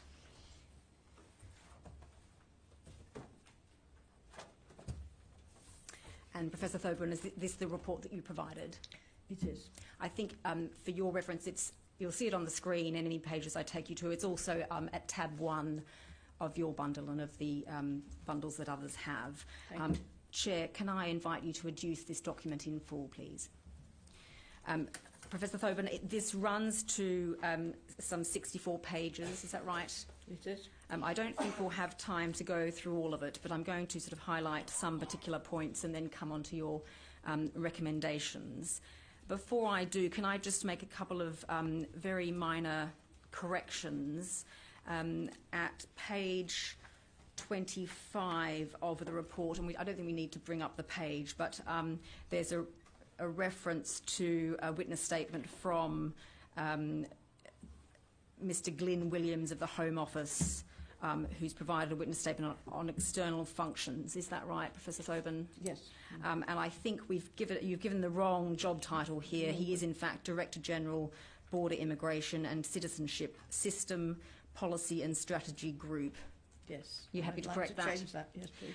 And for everyone's benefit, I'll just correct the URN there as well. It should be HOM003122.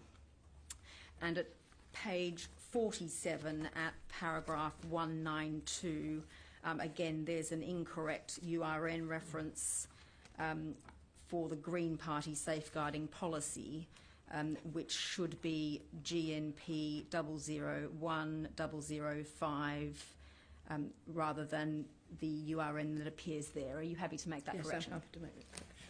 I'm grateful. Just another preliminary matter. You've commented on political party safeguarding policies in your report, yes? I have. Since your report, the Labour Party has revised its policy and provided a further witness statement and new documentation. Is that right? Indeed. So when we look at the section of your report on the Labour Party, that's commenting on policies which have since been superseded. Indeed, yes. I'll come on in due course to ask you your comments on those new policies. Is it right, Professor Thoburn, that for the purposes of this review, you have looked at policies from, I think it's 21 government departments, 10 political parties and the Palace of Westminster? Indeed. And we can see the general and specific questions that you are asked as part of this exercise in Annex 2 to your report. Is that right? Correct, yes. If we could go, please, to page 6 of the report, so that's INQ 004088_006.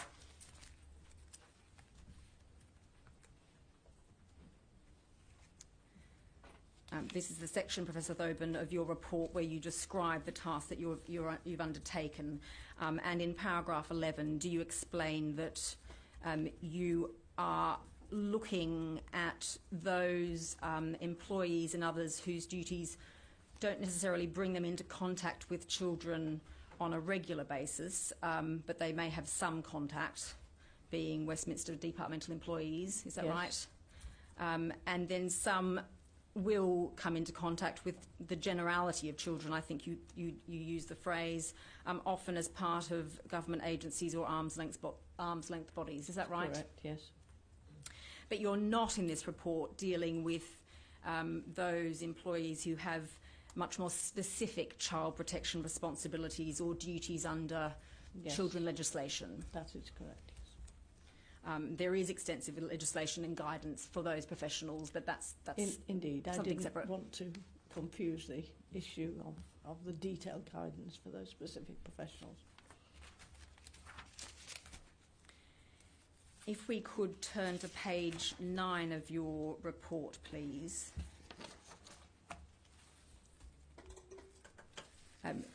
In this section, you address what, in your view, are the key elements of best practice for safeguarding and child protection policies and practices. Is that right? Yes. You refer there to the document Working Together to Safeguard Children. I'm sure the panel will be very familiar with that. But just for everyone else's benefit, is that statutory guidance produced by the Department of Education? Yes. And you describe that as generally accepted opinion on safeguarding practice. Is that right? Indeed. And you say that anyone who has managerial or direct responsibility for children should be aware of this, even if they are not directly bound to consider it by legislation. Is it a principle of working together that, and it's a phrase used in that document, safeguarding is everyone's business? That is an important proviso, yes, statement. And how do you see that applying to the organisations that you've looked at for the purposes of this report? I think any civil servant, any public servant has a duty to safeguard children. And whether you're a receptionist or a frontline social worker, you should be mindful of that duty, because you could, any civil servant could encounter information that might be relevant to safeguarding children. Some every day and some maybe not at all, but they should be mindful of that obligation. So that's, in your view, a more general obligation than the more specific statutory duties that would apply to particular organisations such as local authorities, the NHS or police, Yes, under the various pieces of children legislation. Indeed. And working together. It's by virtue of their powers to give services, to withhold services. As civil servants and members of political parties are special people in terms of protecting children.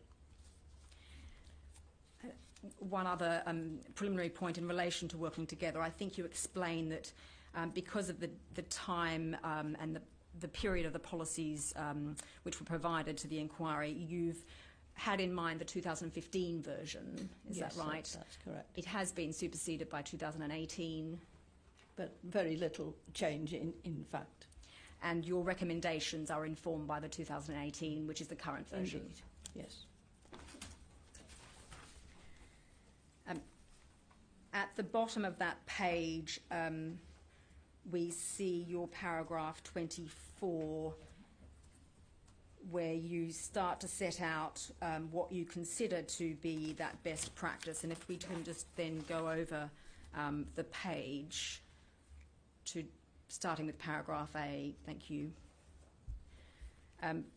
Here in this paragraph, you refer to your expectation that all government departments would have an overarching statement having regard to the importance of safeguarding children, and you refer to the phrase that this should be part of the public service mindset. Yes. Is that what you were just describing? Yes, that's right. And you go on in that paragraph to explain that that's because even though people may not be working directly with children, they may be in a position to notice and or react to the possibility of maltreatment. And I think you go on to emphasise that there is a position of trust and power that public servants or those whom they contract with have in the eyes of children. I think that is correct, yes.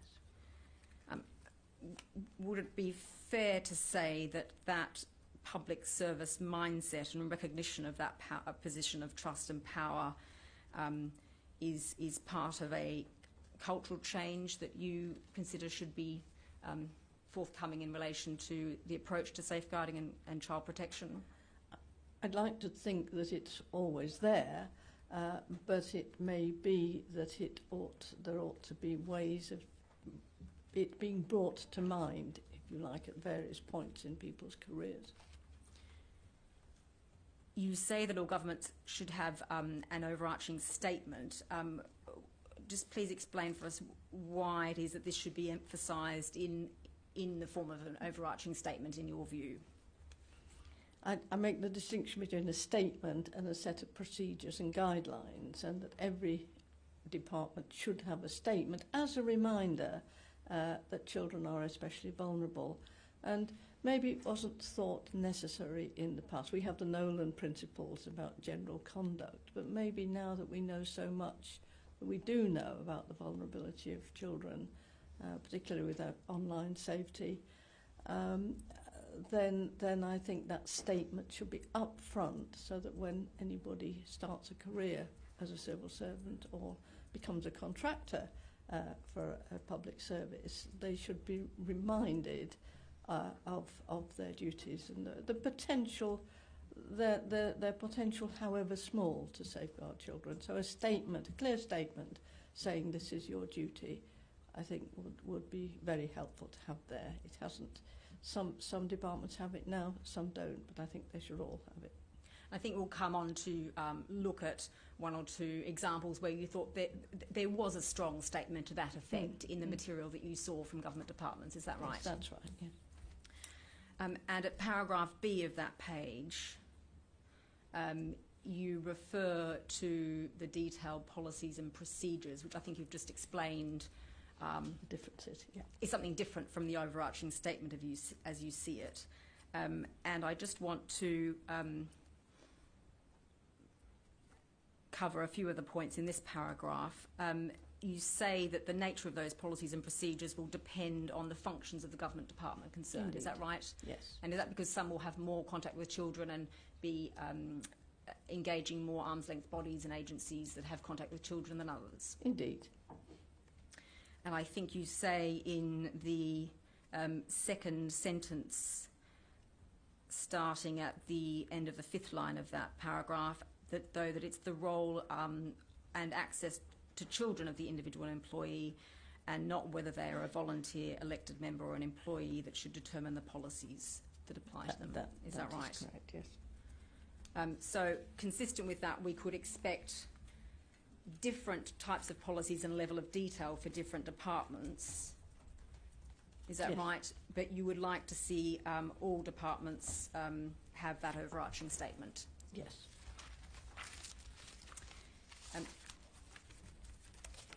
Then at paragraph 25, starting at the bottom of that page, you set out what you consider to be good practice on child protection and safeguarding applicable to all government departments and political parties.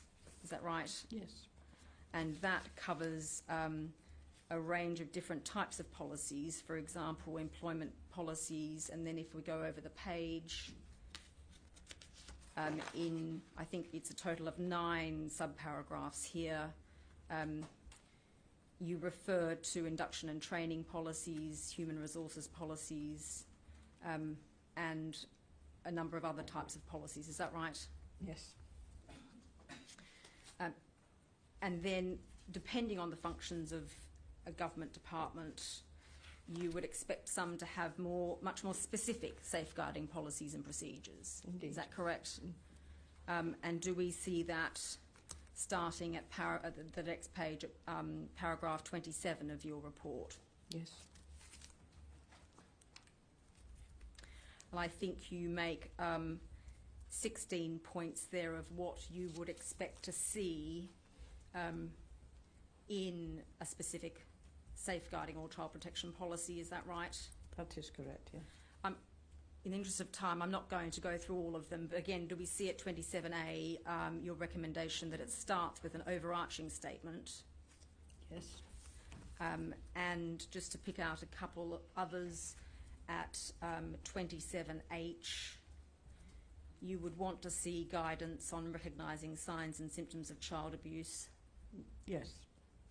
And the whole range, I was asked to look generally at safeguarding, but then specifically at sexual abuse as part of that. And I would want to see the sorts of modern day ways in which children can be sexually assaulted, which is it's changing by the minute.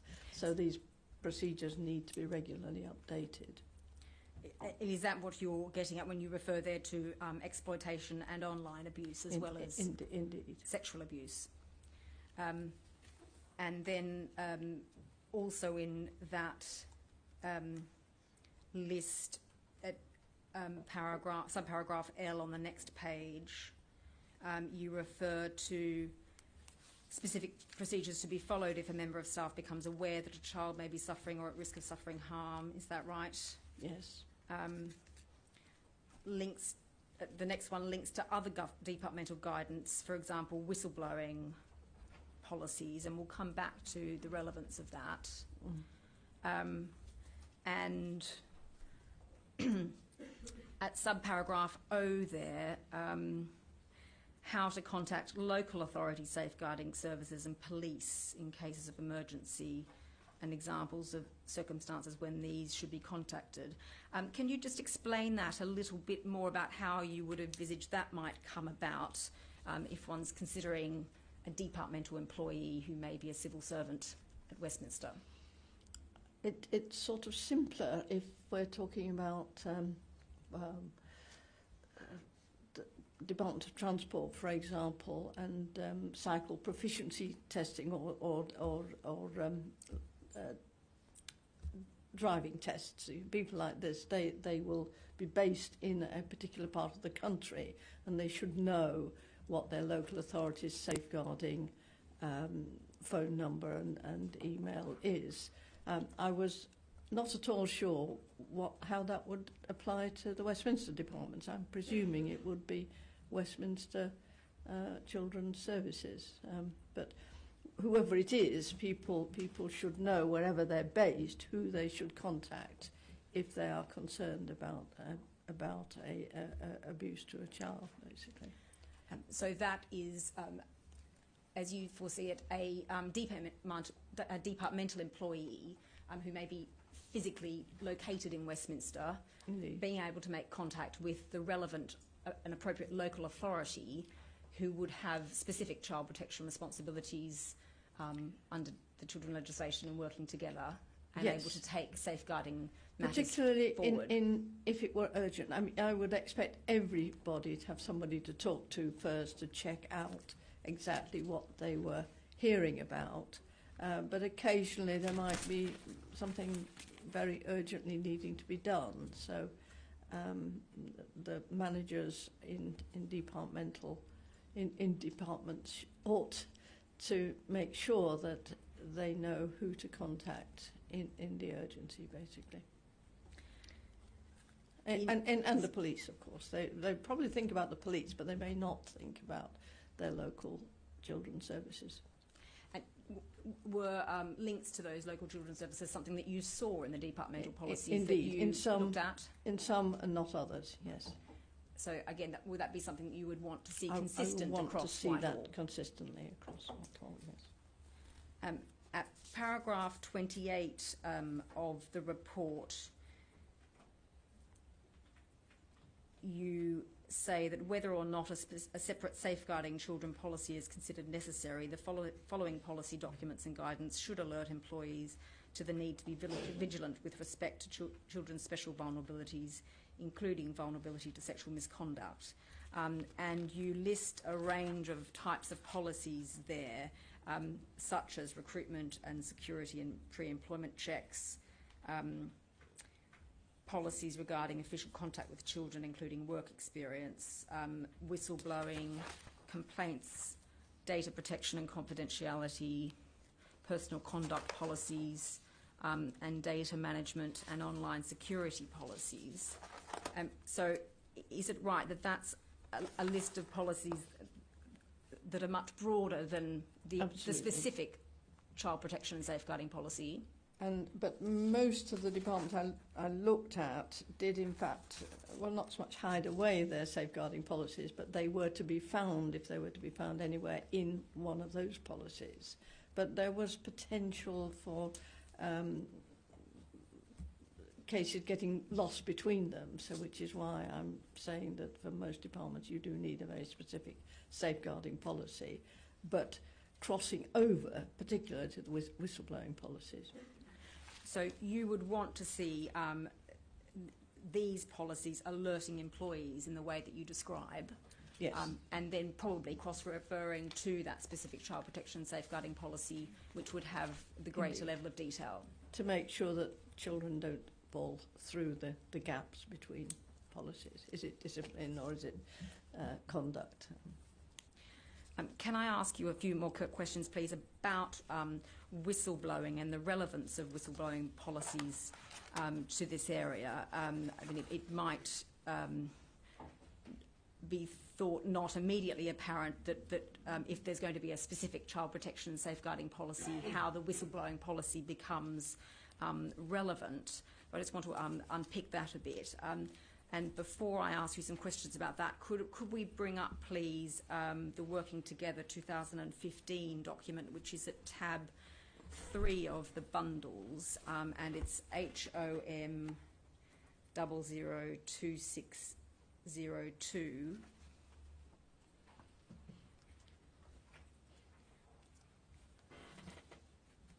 Thank you. And if we could go to page 53 of the document. Well, actually, if we could, start at page 52 so we can see what section we're in. Professor Thoburn, is this chapter 2 of Working Together 2015? Yes. And if we then do go over the next page, and just, I mean, this is setting out specific organisational responsibilities, which, as you've explained, wouldn't necessarily directly apply to Westminster departments, but I just want to draw out at paragraph 4 here.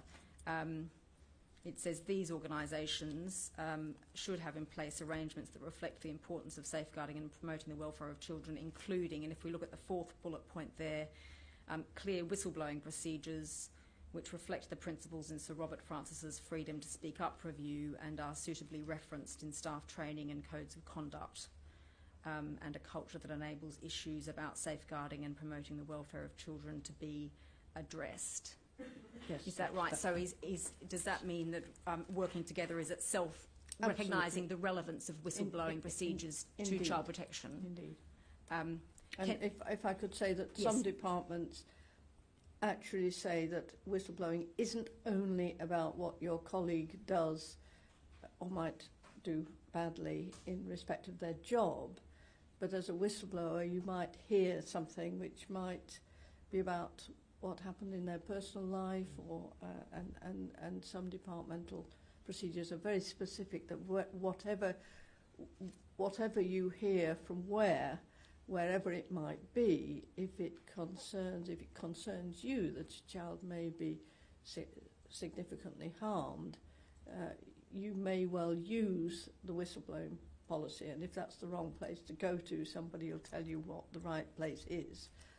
In other words, some people think whistleblowing is just about how your colleague does their job, and some of the departmental policies broaden it out much more.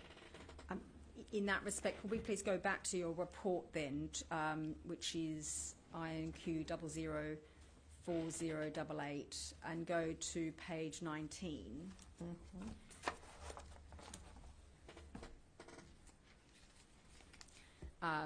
And Professor Thoburn, is this, if we don't need to go back the previous page, but is this the section of your report dealing with the Cabinet Office? Yes. And if we look at paragraph 51, you say there that I think it was the Interim Human Resources Director, Mervyn Thomas, who provided the witness statement for the Cabinet Office. Is that right? That is correct, yes. And that had been explicit that any concerns of wrongdoing, both inside and outside of work, that could relate to child protection are covered as part of the whistleblowing policy and procedures. Yes, and I'd like to see that followed through in all departments. So that it's explicit that who is being referred to, where the source of information might be. We'll come on to your list of recommendations, but is it one of your recommendations that whistleblowing policies should be renamed reporting concerns and whistleblowing policies and procedures, precisely to make that clear? Yes, I think so.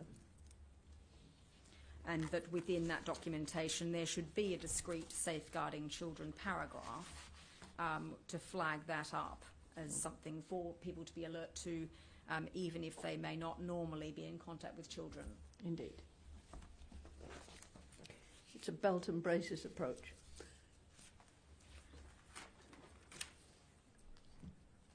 And I think if we could just bring up, please, INQ 003850. Professor Thoburn, I'm just taking you now to tab 8 of the bundle. And we'll come on to the Palace of Westminster, but just to finish off the whistleblowing point, this is Houses of Parliament guidance regarding safeguarding children and vulnerable adults. Is that yes. right? And that you looked at for the purposes of your report. And if we can go to 007 within that, please. In the bottom half of the page, do we see a reference to whistleblowing here? Yes. And at the end of the second paragraph, this is particularly important, where the welfare of children may be at risk. This means that adults should report any behaviour by colleagues that raises concern regardless of source. Yes. That sort of wording that I think is really important.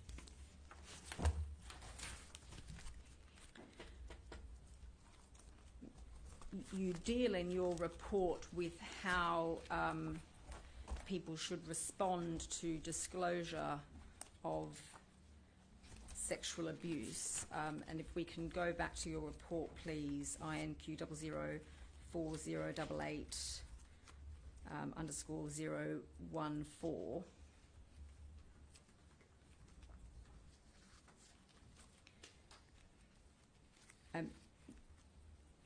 And you were asked questions as part of your instructions about best practice in responding to a child who has disclosed sexual abuse. Is that right? I was. And I think you explained there that there is very detailed guidance provided to child protection specialist professionals on that, which you haven't dealt with. And again, that's because that's a very specialised area. Is that Indeed. right? Indeed. But clearly, disclosure of sexual abuse may arise and be made to departmental employees or party officials or members, or at the Palace of Westminster. And so you have commented on how you think that should be dealt with. And I just wanted to bring up some of the examples of good practice that you've highlighted at paragraph 35. Is that right? Yes. Did you find some examples of good practice in the documentation? Yes, and I've pulled out some of them. There were others, but the two or three of them had these little. We were trying to work out, and it's not mnemonics, but little ditties, if you like: reassure, report, record. But that is. I mean, how do you reassure? So that is followed in that particular one with the do's and don'ts, which says when you're reassuring, you do this, but you don't do that. Yeah, you don't start interrogating somebody, but you do reassure. So those, I thought those are rather good, actually. And some of them had Venn diagrams as to how you follow through and what sort of circumstances. But I think sort of I could see it in a procedure in a little box, sort of singing out a way of remembering that those probably recognise, respond, report and record probably is even fuller, but that doesn't have reassure in it. So, if we can just bring up a couple of those examples, please. The first one that you refer to there is the Liberal Democrat example, and that's at your tab 4. It's LDP 000024.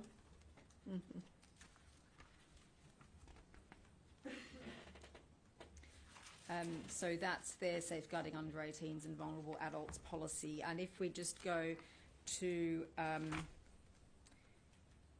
_009, Professor Thoburn, I'm afraid there are quite a few different page numbers on this document. If you see it, it's page 8, where it's written out, page 8. Yeah. At the bottom, does it start responding appropriately to a disclosure? The key is to reassure, report and record.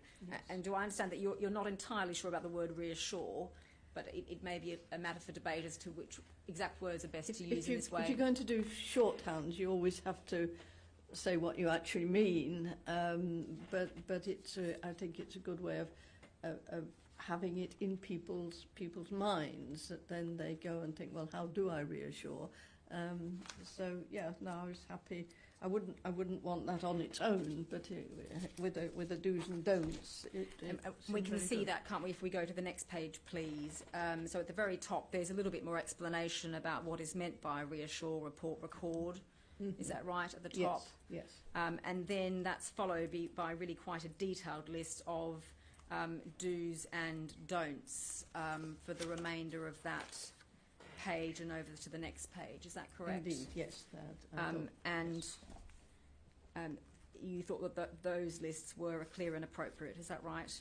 Yes, I didn't go through them all. I didn't edit them, as it were, in my own terms. But each department should have its own do's and don'ts, which might be broadly the same as that. But if you're a driving instructor, it might be different from if you're a driving tester.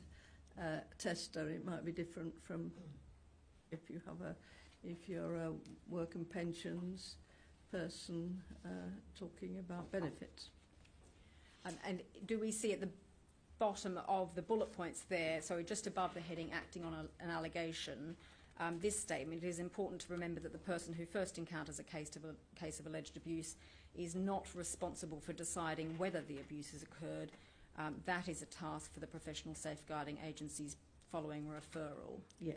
Is that an important... That's very important, hence the need, if you're out in deepest Norfolk, to know who you need to go to, or your manager needs to know. But it's not for you to decide one way or the other about the case itself. The important thing is the referral. If you have a safeguarding manager as part of your department, then they're obviously your first port of call. Could we go to the next example, please, which is the one you highlight from the Scottish National Party, and that's SNP 503.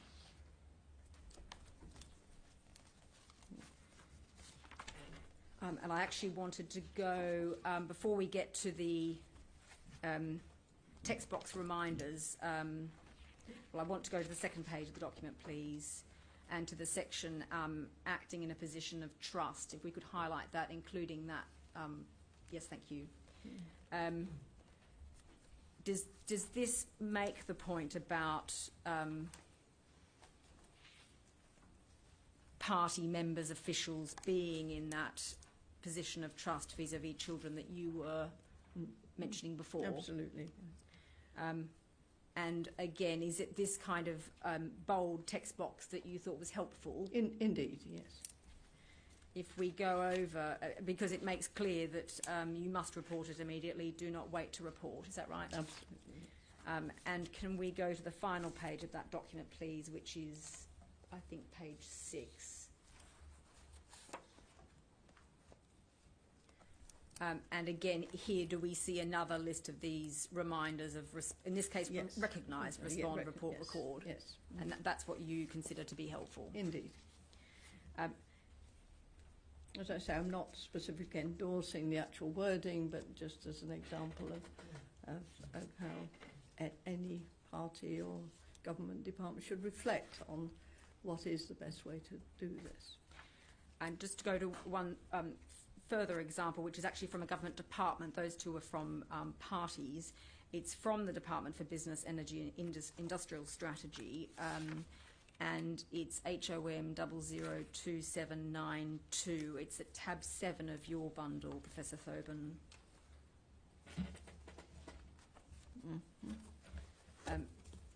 This is that department's safeguarding policy, is that right? Yes, that is. It states that it applies to all staff and any agency, contractors, students or anyone working on behalf of the department. Is that right? Yes. And could we go please to page 4 of that document and the very bottom section, raising concerns. You highlight in your report that final sentence. If anyone is concerned that a young person or vulnerable adult is at risk of being abused or neglected, they should not ignore their submissions and should not assume that someone else will act to protect that person. Would you just like to comment on that and why you've highlighted that, please? Again, it's making sure that children don't fall between various possible avenues for protecting them, basically. It's something I pulled out, and I did see examples in most departments of that sort of sensible statement, basically. Thank you. Could we go back, please, to your report now? So back to INQ 004088. And to page 17, please.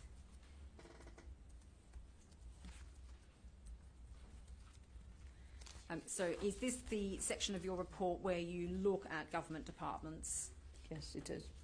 And I think starting at paragraph 43 there, you explain that you've attempted to group government departments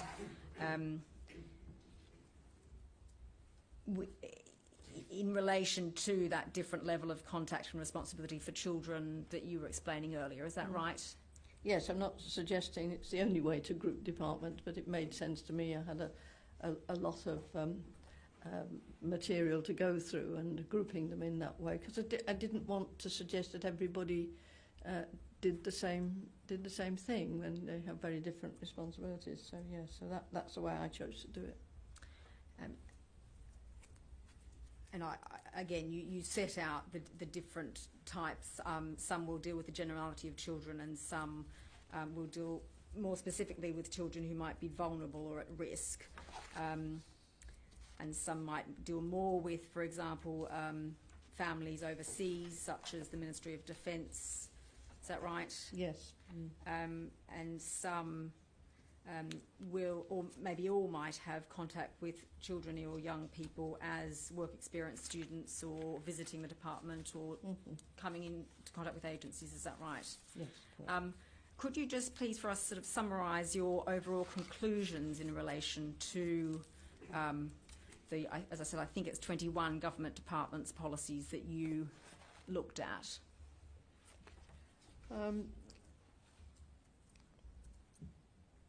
Every department had something to commend it.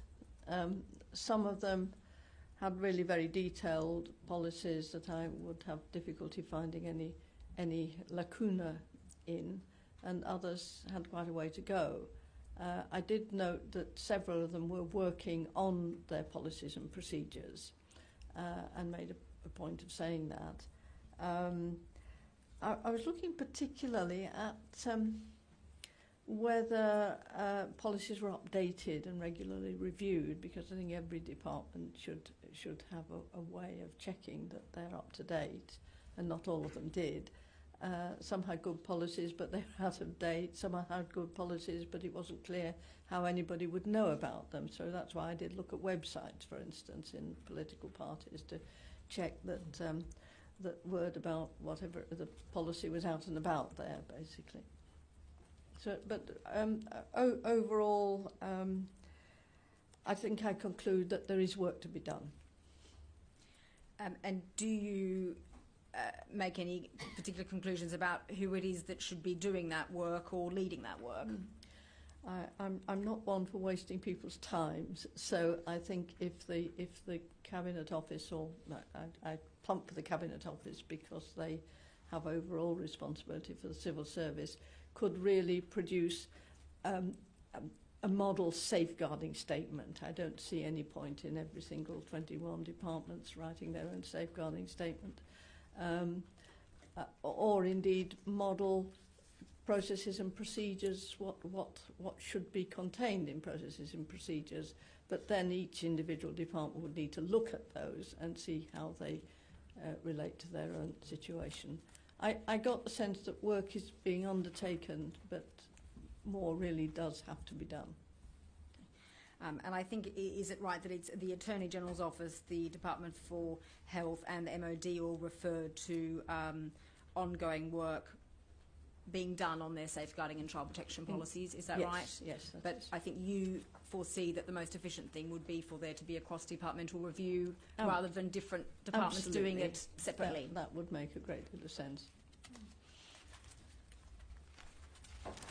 We'll come back shortly to your overall conclusions and recommendations, which obviously encompass departments and political parties. But if I can turn now, please, to political parties, and that starts at page 45 of your report, INQ 004088.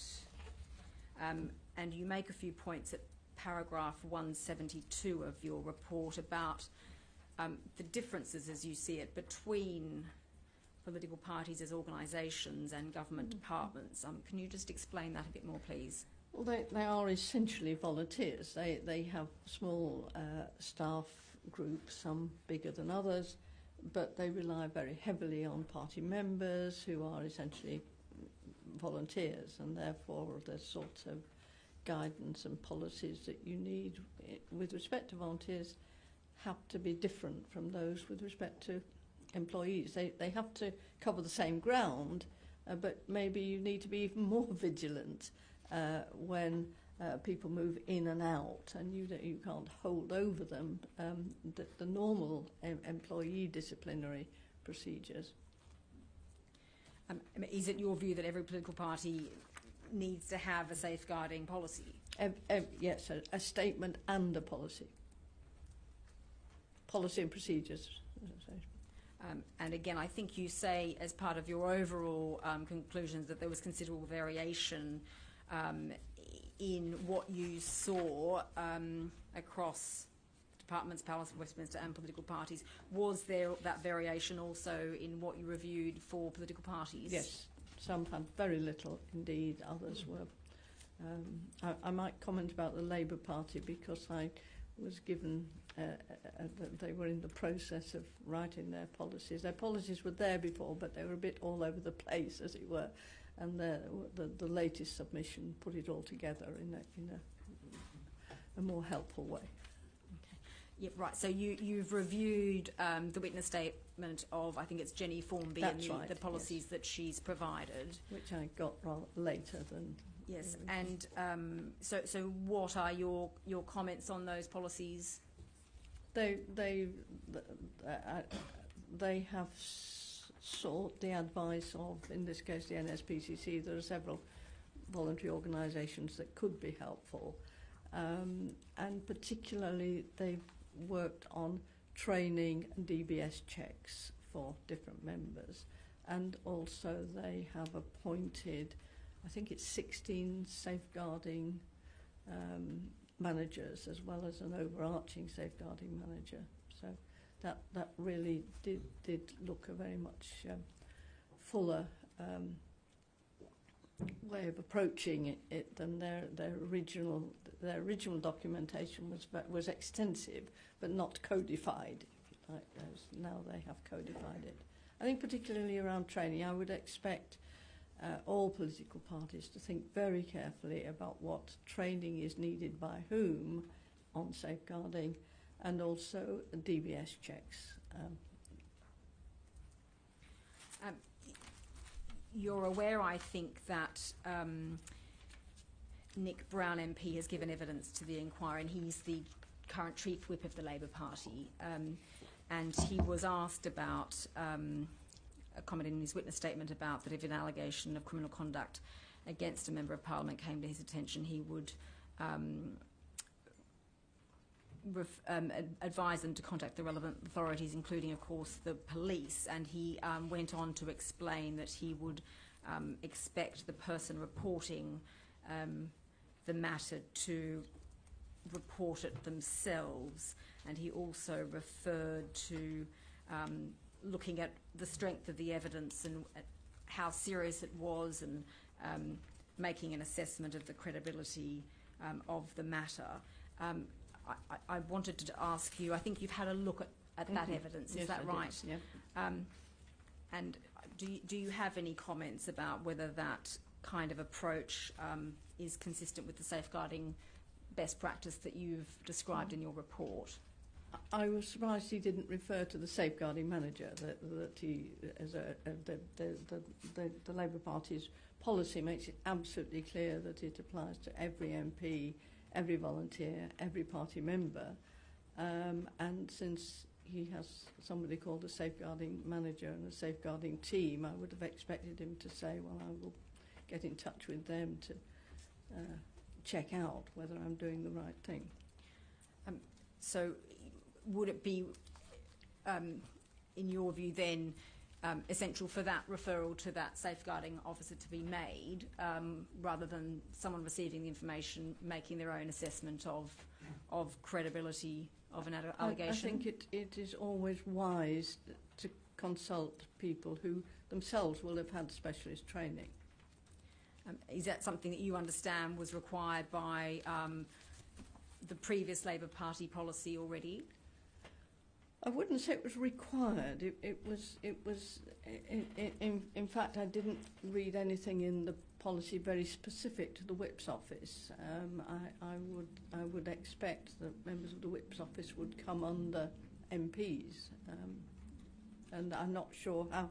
I was impressed that the policy itself is on the website, very clearly on the website, but I didn't see anything, and also there was a note that it had gone to every local party, but it didn't actually say, as I recall, and I might have forgotten this, and it didn't actually say exactly how it was sent out to all the MPs. It is quite a recent policy. I'm not quite sure exactly when they sent this policy out to all their MPs. But it would be binding to, for MPs and members of the Labour Party? There's always an element of discretion.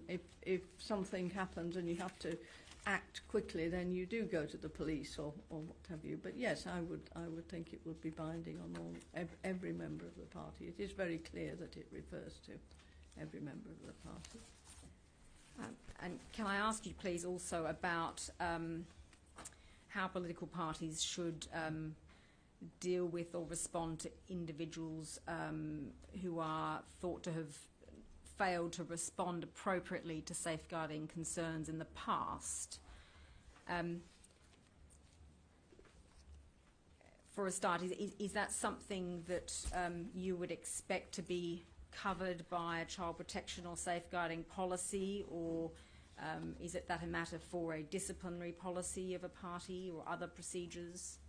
A crossover between the two, I would have thought the people responsible for discipline in the party would consult their safeguarding major responsibilities. Basically,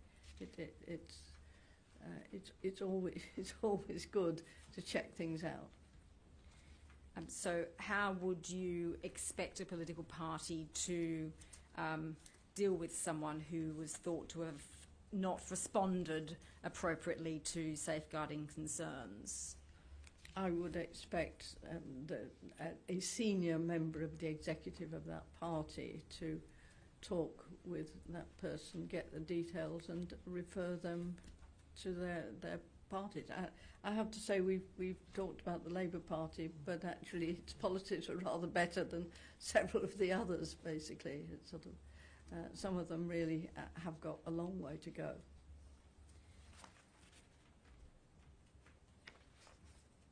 Would you expect that someone in that position would undertake sort of extra training or have any other steps taken in relation to them? I think it would be very much a matter of training. Yes, I've said about training. There ought to be careful consideration as to whether training is online. Online is okay for some people, but certainly not good enough for people in positions of responsibility. And I would have suggested that possibly a day, a group-based training, if you like, not just online, would be the way to handle any sort of issues that verge on the disciplinary.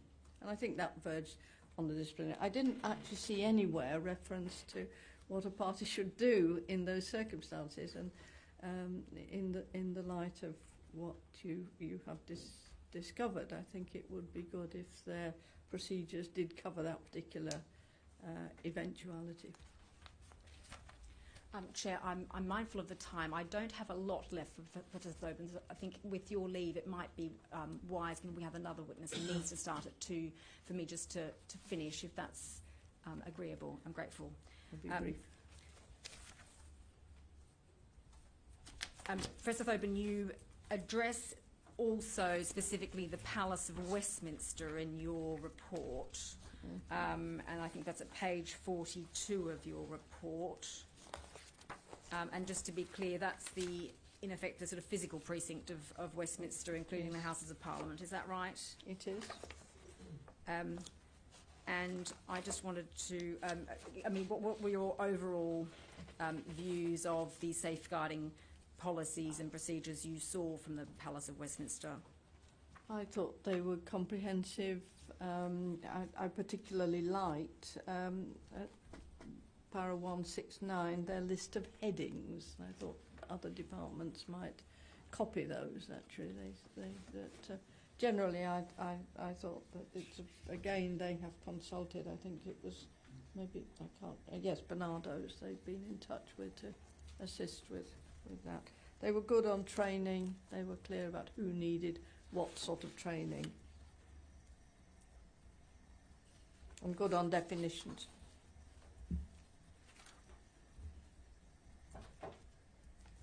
Thank you. If we can turn now to your conclusions and recommendations. I think your conclusions start at page 56 of your report. I think we've covered some of these points already, but essentially there's considerable variation in what you saw, is that right? Indeed. And you didn't consider that anyone met what you regard as all the requirements for child safeguarding policies and procedures necessary. Is that correct? That is correct. So yes. in essence, you'd be giving homework to everyone? Indeed. Nobody got an outstanding. Some of them were outstanding -1 or sort of... And can we look, please, at the recommendations you make, which start at page 57? There are 13 in total, is that right? Yes. And you've already alluded, I think, to the first one, which is that you consider that a cross-departmental review should be undertaken. Is that right? Indeed. In the second recommendation, you refer to the importance of child safeguarding needing a higher profile. Given developments in this area, some might be surprised that that is still needed, but you could still consider that a high profile is needed for child protection. I think it is still needed, that people don't necessarily taking a job as a public servant assume that they're going to come across safeguarding issues. It's good to be... induction, I think, is really important. And I think you make a reference to induction and refresher training at paragraph 4, and just to understand that, is that your recommendation that the safeguarding statement be part of induction and refresher training essentially for all employees of the bodies that you've looked at? Absolutely, and party members, political party members. And you say at paragraph 5 that all political parties and most government departments should have a specific child safeguarding policy and procedures document. Yes. Is it right that some of the political parties that you looked at didn't yet have one? It is. And then again at paragraph 6, you refer to general civil service templates for that kind of statement and those policies. And is that what you have suggested, in your view, the Cabinet Office would be best to take a lead on? I think so, yes. And you go on to refer to, again, there being cross-departmental agreement about training and what needs to be done in that respect, and recruitment induction policies having a section on safe recruitment, DBS checks and safeguarding training. Is that right? Indeed, yes. And also appropriate reference to the local authority designated officer. Is that correct? Indeed. You say at recommendation 9 that government departments should make it clear which of their policies and procedures relevant to child safeguarding are applicable to employees in government agencies, arm's length bodies and agency contracted to provide services. Could you just explain a little bit about why that's important?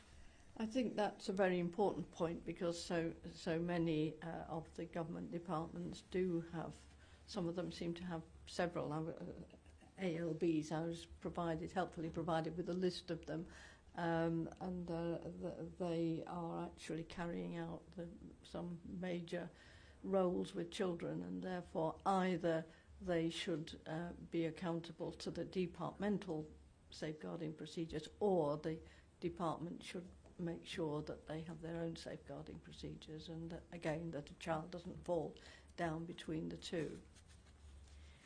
Recommendation 10, I think we've already dealt with. That's your recommendation about whistleblowing procedures and policies incorporating safeguarding. Is that right? Yes. And recommendation 11, does this go back to your view that even policy and procedure documents which aren't specifically on child protection should refer to child abuse? Indeed, and make the link across, basically, and have the electronic links to whoever the key people are. And finally, 12 and 13, I think you've already said all relevant policies and procedures should be dated and have a review schedule, and that you found that some did not do that. And at 13, there should be a record of reports of child maltreatment made to a department or political party safeguarding or nominated officer. Is that right? It is. And I think, did you see that some departments had quite detailed policies about keeping records of reports of concerns? Yes, and others didn't.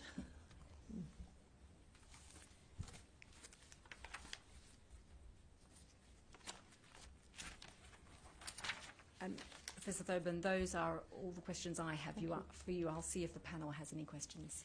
No, we have no questions. Thank you, Professor Thoburn. Thank you, Chair. I think I'm to invite you to return in 1 hour. We'll return at 2 o'clock. Thank you.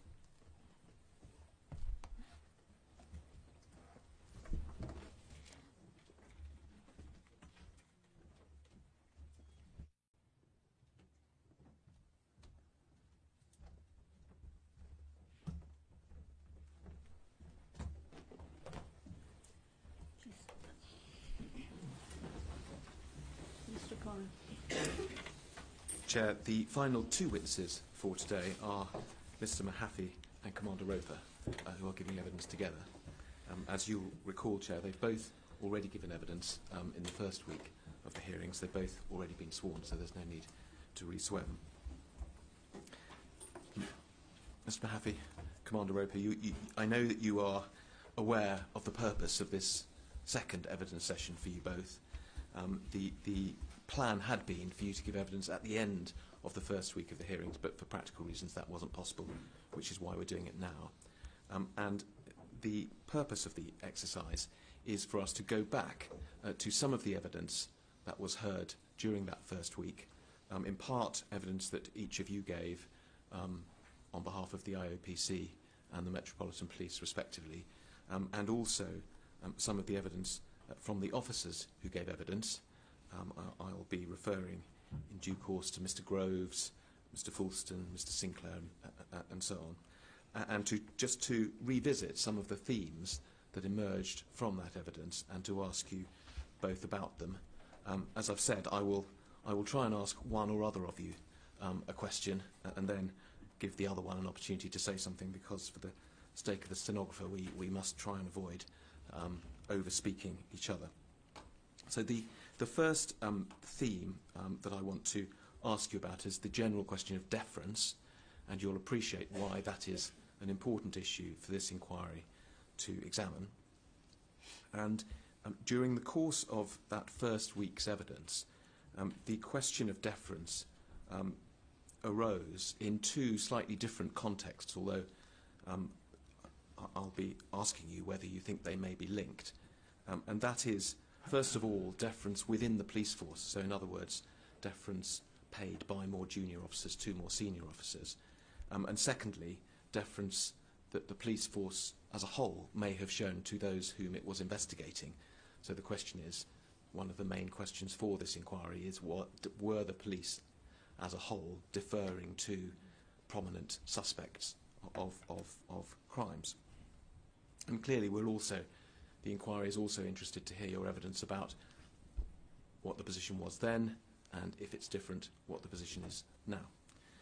So starting, if I may, with that first type of deference within the police service, if we can look, just to set the scene, at the IOPC report, which for the screen is IPC 000830.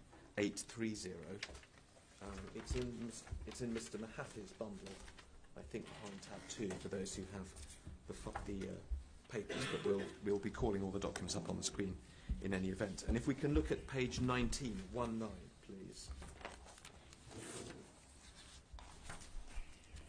And zoom in on paragraphs 71 to 73, please. Now, what is written here, we see that what is said is, when considering such matters, and that was a question of instructions being given by senior officers to more junior officers, consideration should be accorded to the hierarchical structure of the police service, which continues to the present day. So what is being described is something that may have existed in the 70s and 80s, but is said still to continue today. The police service had and has a very clear structure of rank, and there are certain decisions which require authorisation from senior officers, such as search warrant applications and covert operations.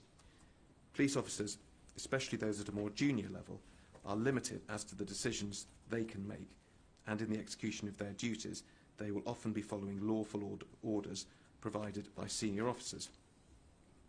Indeed, at the current time, there's a reference to the relevant statutory provision, one of the standards of professional behaviour, or rather following an order or instruction, was one of the standards of professional behaviour, and a failure to follow such lawful orders could lead to disciplinary action being taken against an officer.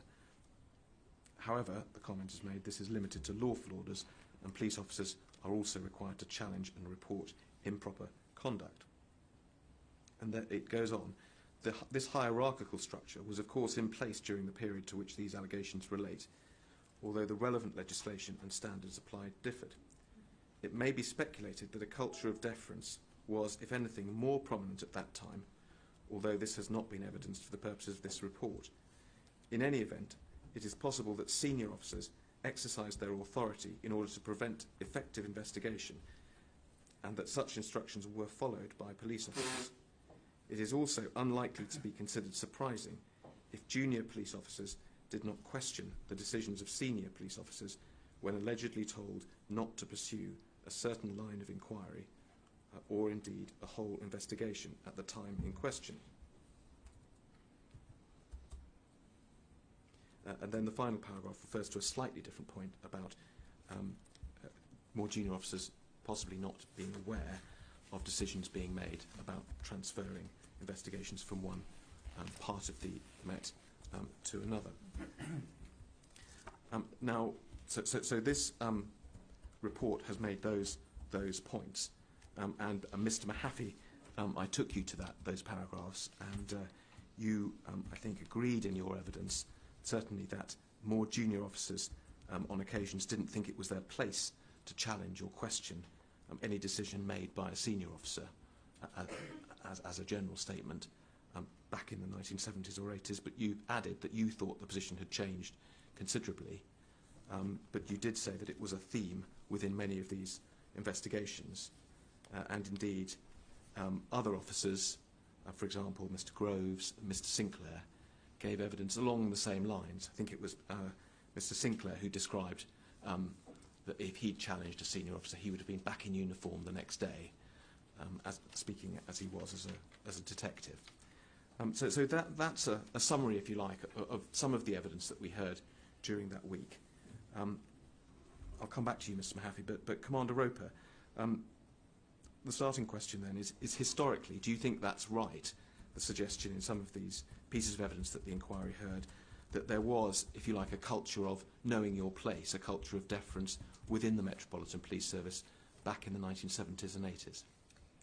I think, as the report identifies, we do exist in a hierarchical structure, and I do think... Just pause there. Do you want to pull the microphone yes, around towards you slightly? Is that better? I'm sure it is. We do work within a hierarchical structure, and I think officers, both then and now, are conscious of the fact that we work in a rank organisation. However, I did welcome the observations by Mr. Mahaffey that actually I think that the culture has significantly changed since the 1970s and 80s. I think it's changed in a number of respects, not least because of the legal requirements that we now have within the organisation to report wrongdoing and to challenge, but also the culture of not simply accepting what one is being told within the organisation has changed very much. And if I may give an example of that, if there is a particular operation that's happening or a particular investigation, absolutely senior officers are required to give the authorisations, for example, if it's covert activity or a search warrant. All decisions and all investigations are now much more greatly recorded, be it in a decision log or within our crime investigation system or in our intelligence systems. So all decisions will be recorded and will therefore be auditable, will be challengeable and be much more transparent. I think the organisation has also changed because it recognises the need to communicate with its teams much more. So whereas, and in the back of my head I'm thinking of Operation Larch as one of the examples actually, so whereas it's quite likely that a senior officer would have made a decision 20 or 30 years ago to redirect resources, which is absolutely their right, if they felt that there was a greater risk somewhere else or a greater importance somewhere else, it is quite likely that that decision would have been recorded and the rationale would have been recorded in their daybook, whereas now it will be recorded on 4 or 5 other ways. And it will be explained to the teams as to why they're being redirected. And so therefore there's a much better culture of communication.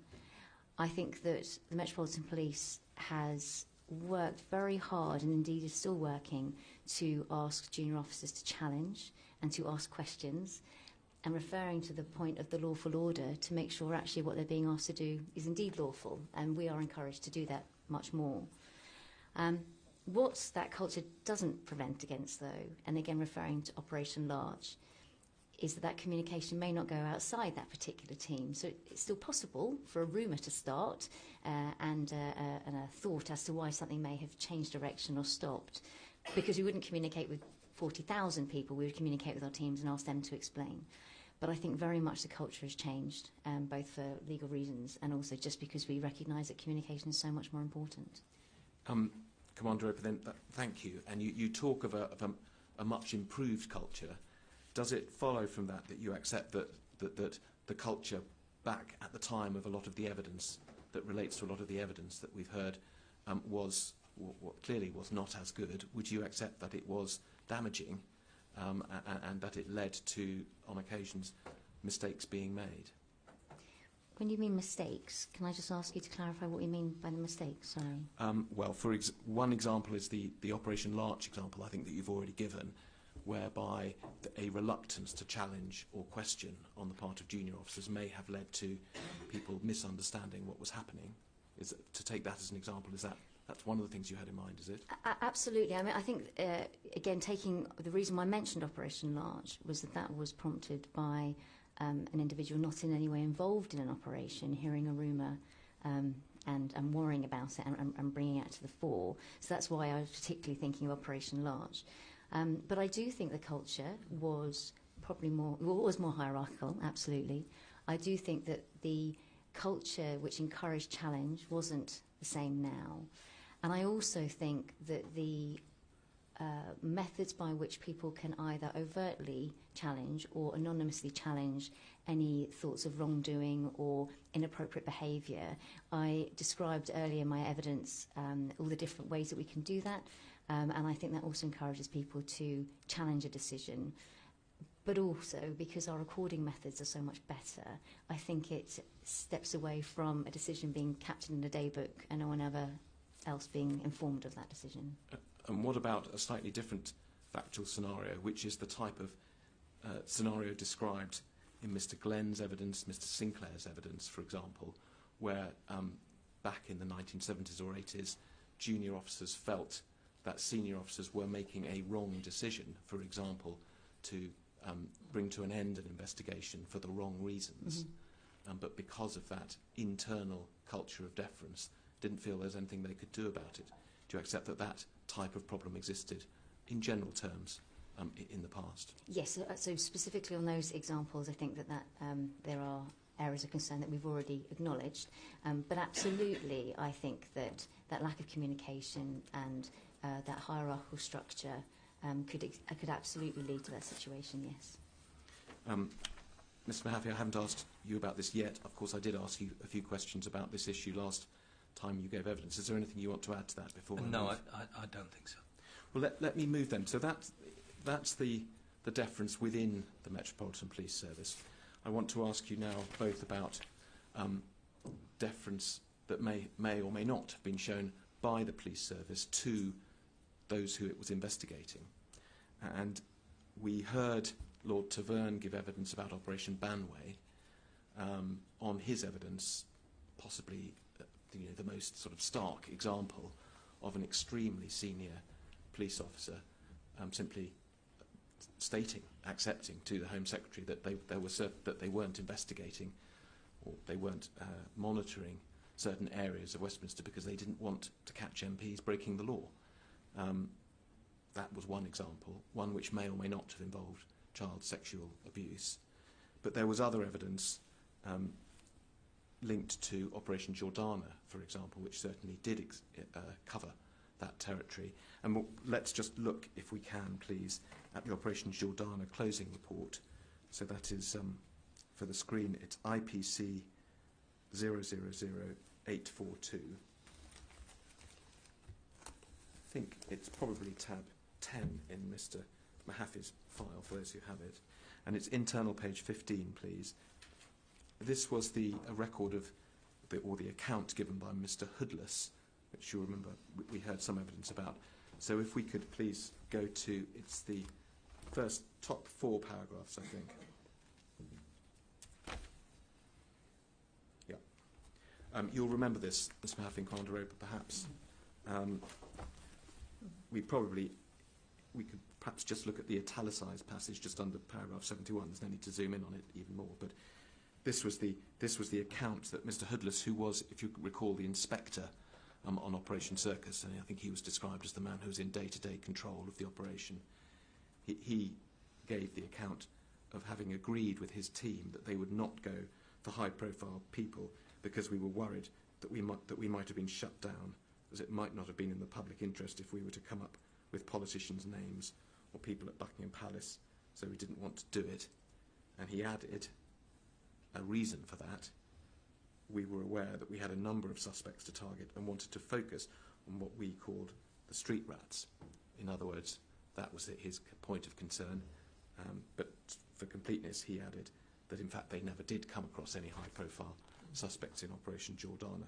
So that was an example, another example perhaps of a culture, like Lord Taverne described, of the Metropolitan Police not wanting to investigate high-profile suspects.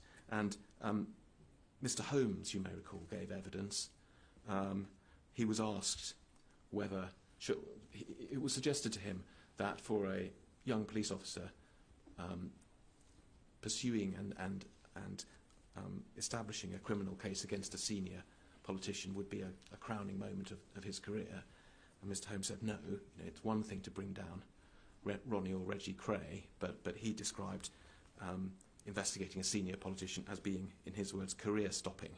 So perhaps the same sort of evidence as we saw from Mr. Hoodless there. Commander Roper, let me ask you first then, what's your understanding of this theme of deference to senior politicians as it emerges from these various investigations that we've been looking at? So again, forgive me for clarifying the question. Are you talking in reference to some of the evidence specifically we've heard of the investigations from years ago, or are you talking about my view of the culture now? No, I'd like, first of all, to hear what you think about the first point you made, that the investigations that we've seen in the IOPC report and your own internal investigations. So in terms of the evidence that we've heard and the investigations that obviously we have conducted, I don't recognise that culture of deference to people of prominence, and I think that the investigations haven't taken us evidentially to suggest, apart from a particular concern that we already raised in our opening statement, that we were not pursuing investigations against people of prominence. I totally accept the evidence that has been given during this process, and in terms of the reference you make to the Lord Taverne's evidence, that was a conversation that we have heard about entirely out of context, or rather without context of what perhaps happened after that conversation, or what perhaps indeed was happening before that conversation. We don't know that an operation was necessarily happening, that an operation stopped, or even if it was stopped as a result of that conversation. What I would say is that we do not, now or then, in my view, do not step away from investigating prominent people. And I think without getting drawn on any particular case, there have been a range of examples where we have investigated people of prominence. What I do think is that now and then we would be mindful of the impact of an investigation about someone of prominence, particularly now with social media and with all the different ways that it's so easy for the media to report on our investigations. And I myself have been involved, particularly, for example, with a member of prominence in a community. I would consider the impact of that investigation process on the community, on the people that might be affected by it. So absolutely we consider the impact of our actions, but that doesn't change what we will do. We will probably just be mindful of the potential ripple effect. Thank you. I want to come back to that question of impact and how one considers investigating a person of prominence. That, in fact, chimes with something that Mr. Mahaffy said in his evidence earlier in the hearings. But before we do so, just let me take you back to what you said at the beginning of your answer. You said you didn't recognise this suggestion. Does that I take it you're not doubting the evidence that we've heard from the various officers who said that that was their understanding of the culture at the time? No, absolutely not. And I absolutely recognise the evidence that's been given. It's more that in relation to the investigations that we've conducted, either as directed by the IOPC or independently, we have found no evidence to suggest that that is in fact what has happened, apart from one particular area of concern that we acknowledged that we would want to speak to a senior officer that we acknowledged in our opening statement. So I don't doubt the evidence that's been given. I'm saying that there is no wider evidence to support what is being suggested by some of the people over the last few weeks. I see. Let me just pursue that with you a little while, because do you think there might be a link between the internal deference that we were discussing a few minutes ago, and you accepted that within the Metropolitan Police, you know, junior officers back in the day were deferring to their more senior officers, and that potentially caused its own problems? It would seem, wouldn't it, quite a small step to say that if that type of deference existed within the Metropolitan Police, then it would be unsurprising if those same officers were not also deferring to, for example, senior politicians or senior civil servants, and not wanting to pursue them for criminal offences in much the same way as they wouldn't want to upset their own senior officers. Do you think that follows, or do you think there might be a link there, or not? I think there is a distinction between recognising that you work within a hierarchical structure and perhaps that culture not encouraging challenge. I don't think that that equates to a police officer not pursuing an allegation of criminal conduct against somebody. I have considered this question of deference to the establishment, and what I would say is that now, if I'm contacted by a member of the establishment, it is quite likely that I will fast track a reply. And I know it's not quite the point you're making, but the reason I say that is because we recognise, and absolutely we will have recognised then, that members of the Westminster establishment are democratically elected, or they work for somebody who's democratically elected, and therefore normally if they are bringing an issue to us, it's because somebody has reached a point of crisis and they're asking for help to deal with a particular issue. So it's quite likely that an answer to a question will be fast-tracked. But the output, what will actually happen as a result, will not change as a result of the fact that they're a member of that establishment. So coming back to your point, I think there's a very big difference between not wanting to challenge within the hierarchical organisation and allowing criminal activity to continue, particularly of the sort that we have been talking about during this inquiry. So I don't see that that's the same thing. Just let me push you on that a little bit. I know, and I'm sure we will all be mindful of the fact that this account that Mr. Hoodless gave is only one example of what one officer said in one investigation, and even in Operation Jordana there were a large number of other officers who gave their accounts, many of which didn't tally with Mr. Hoodless's. But that said, first of all, the state of mind, if you like, that his observation captures is one, isn't it, of a police officer, first of all, who doesn't want to upset people above him, who doesn't want to cause the difficulty that would be inherent in challenging or pursuing or investigating more senior people. And to that extent, doesn't it seem to be a parallel, if you like, between not wanting to upset his senior officers on the one hand and not wanting to upset those who are ultimately above his senior officers, politicians, on the other? So referring particularly to the paragraph that's up on the screen, so the quote under paragraph 71, I accept absolutely that there was a conversation about the operation and about how the operation would be conducted. And forgive me, I'm half reading and half looking at the same time.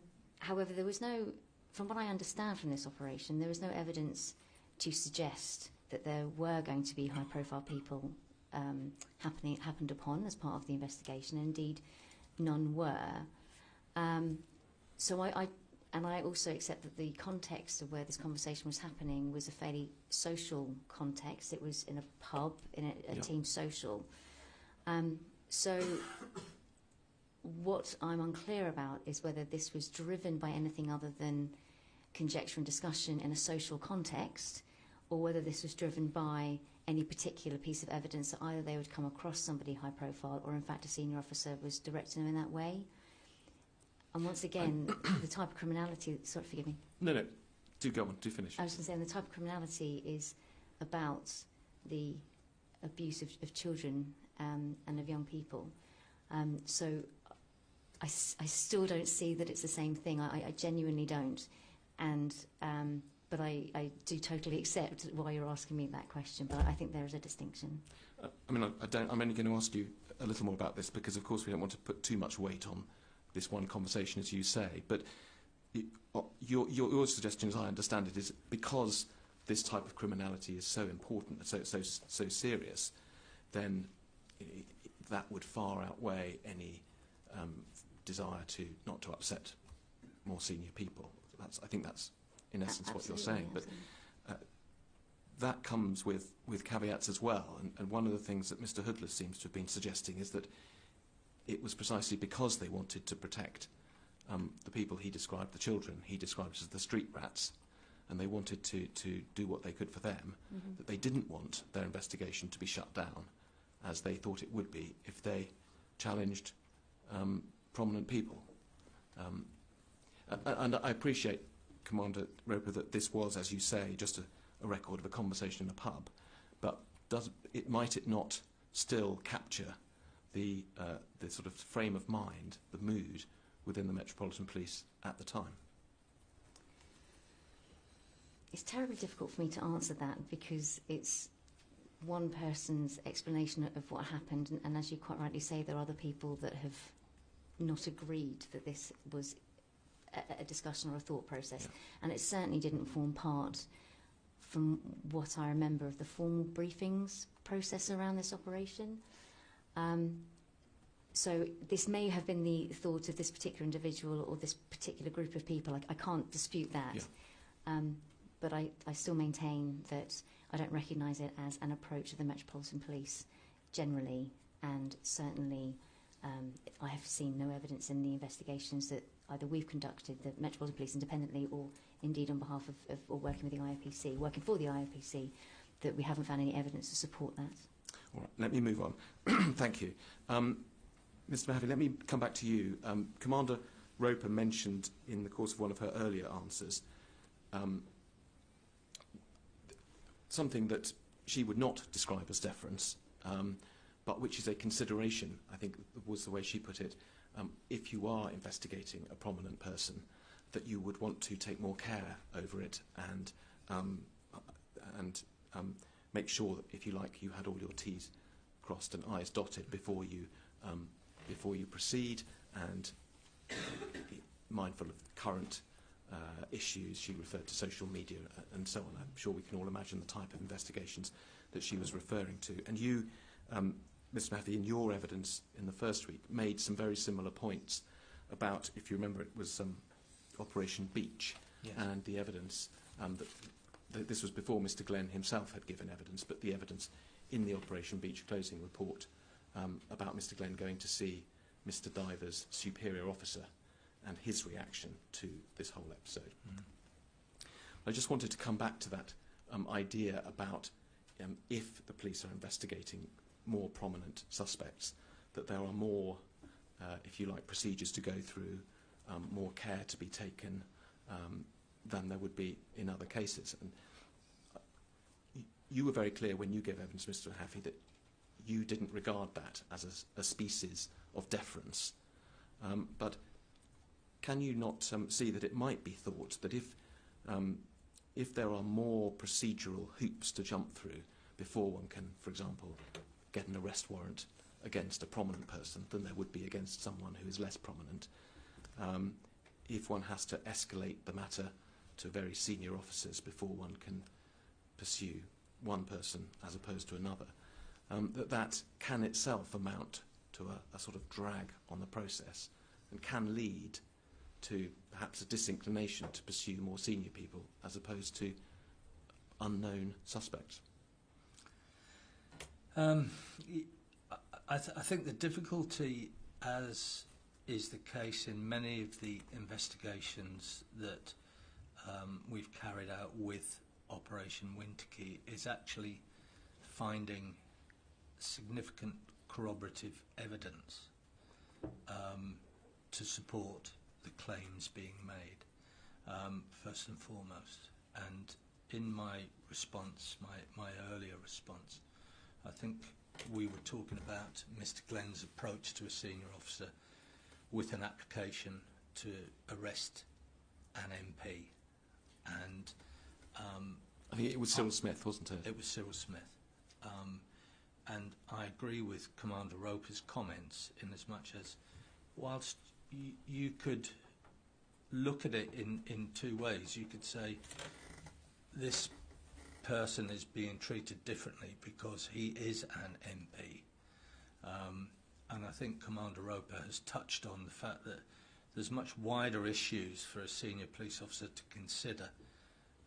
The impact of carrying out such actions, you have to be absolutely sure and make sure that, to cut to the chase, the evidence is there to support any such application.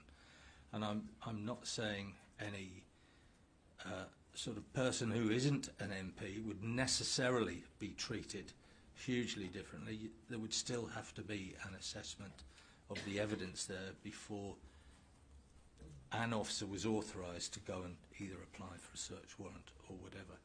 I just think there is a difference when you're dealing with somebody in such a prominent position. I do think that at senior officer level, you know, these are decisions perhaps a more senior officer has to make and has to take account of a wider range of potential outcomes. Thank you. Well, let me ask you, Commander Roper, I suspect you'd agree with what Mr Mahaffy said, but let me take it up with you.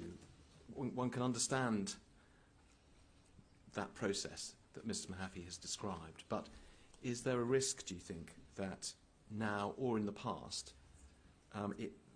that type of process could develop into an aversion on the part perhaps of more junior officers to bother with pursuing high-profile suspects? No, I don't think that is the result of the fact that if we are dealing with somebody who is of prominence, that we need to consider some of the wider issues. And just to touch on what I mean by the wider issues, it's not that there would need to necessarily, the same processes need to be gone through, the same legal processes, but we would be mindful of the impact on a particular community, for example, or an impact on witnesses or victims, or we would just be more mindful of the more holistic issue of investigating somebody of prominence. And I don't just mean of establishment prominence, I mean of anybody. But I don't think that it results in a culture where people do not want to pursue that. I do think that often senior officers will be involved in some of that decision-making process, often to make sure that they are thinking as broadly as possible to pick up any of these peripheral issues to make sure that everybody is supported appropriately. Often as well, if we're talking about a particular set of victims, or there will be other, for example, we would need to work with the local authority to make sure that other supporting mechanisms would be there for a child who is found to be vulnerable, or children who might be found to be vulnerable, for example. So sometimes there's just some wider issues that we need to consider, but I don't think it results in those investigations not being pursued. You're obviously much better placed to talk about how things are now than what Yes. they were like in the 1980s, Commander Roper, but do you think the answer is the same for the 1980s? Do you think there is a chance that, at least in those days, it did operate as a drag, if you like, on the pursuit of more senior people, or? No, I don't think it did. I don't think it did, no. All right. Let me move on to another subject, which is the way in which victims of child sexual abuse were treated and are treated. It was another theme of the evidence from that first week. It operates on a number of different levels. First of all, there is, if you like, the front line question of how vulnerable young people were treated on the streets by the officers who came across them. Much of the evidence we heard was about young people being found on the streets of the West End. Mr. Holmes and Mr. Sinclair, for example, gave evidence that efforts were made back in, let's say, the 1980s by uniformed police and CID when they found these children on the streets to take care for them. The evidence was that they would be taken back to the police station and contact would be made, perhaps with families, perhaps with the social services, depending on the case. Now, clearly, the position is completely different today in terms of all of the procedures that are in place. But as far as the accounts that those officers gave of what happened back in the 1980s is concerned, is there anything that either of you can add to what, and I'm thinking of the evidence that came up during the course of these particular investigations, anything that you can add to that part of it, how the children were dealt with on the streets by the officers who first came across them? Perhaps Commander Roper, do you have anything you can say about that? I mean, I'm not as familiar with those processes. You're quite right, of the 1970s and the 1980s. I would agree with you that the world has changed in terms of how we manage all victims, actually, but particularly vulnerable victims and children, and our focus very much is on safeguarding, and our processes now are codified. We work very closely with our local authorities, and there's a whole range of documentation and records that will be completed if a child is found who is believed to be vulnerable. But forgive me, I don't have much to add around the processes then. Mr. Mahaffey, anything that you can say? It's not been a focus of the IOPC during these investigations. Let me ask you about another stage on in the process. So I'm not thinking about the way in which these children were treated immediately on having been found, but the way in which they were dealt with by the criminal justice system. And Mr. Holmes, you may recall, when he gave evidence, had some fairly strong comments to make about that. For example, I'll just read a little short passage from his evidence. He said that, let's be frank, sex workers in those days, male or female, and from the context of his evidence he included child victims of child sexual abuse, were treated by the vast majority of police officers the country over as second-class citizens. And what's more, if they ever did cross the line and become witnesses, the whole of the criminal justice system treated them as second-class witnesses. And it may be that we see a particularly stark example of this if we look at Operation Yvonne. And if we can call up on the screen, please, the closing report, which is IPC 30860. And for those of you with Mr. Mahaffey's bundle, I think it's behind tab 15 that we need to look. If we can go to page 4 of that, please. Mr. Mahaffey, you will recall that Operation Yvonne was one of the Elm Guesthouse investigations, wasn't it? And it was focusing on allegations made by an individual who we have ciphered as WMA8. Yes. And he in fact had worked inside Elm Guesthouse, and he made a number of complaints about things that had happened to him both in Elm Guesthouse before the raid and also afterwards, including he claimed to have been the victim of sexual assault in the police station after the raid, didn't he? And if we could, if we have page 4, if we can just look at paragraph 18, we see there it's recorded that WMA8 was born in 1965 and it therefore was aged 17 at the time of the police raid. And there's details of his, of what he, without dispute, had been doing in Elm Guesthouse before the raid. But if we can then go on, please, to page, in fact, the last page of the closing report, which is page 30, and we look at paragraph 153. Just before we zoom in, yes, well, in fact, we can see it's under the heading Organisational Learning. And this is, Mr. Mahaffey, this is a section which appears, in fact, at the end of all these closing reports, isn't it? It is, yes. And the comment is made, in June 1982, WMA8, as we've seen, was aged only 17 years, and he appears to have been treated purely as a suspect. Such a witness would today be treated differently by police in terms of him requiring an appropriate adult and the need for engagement with police partner agencies as required by more recent legislation. Can you expand on that for us a little bit, please, Mr. Mahaffey? Clearly, at that time,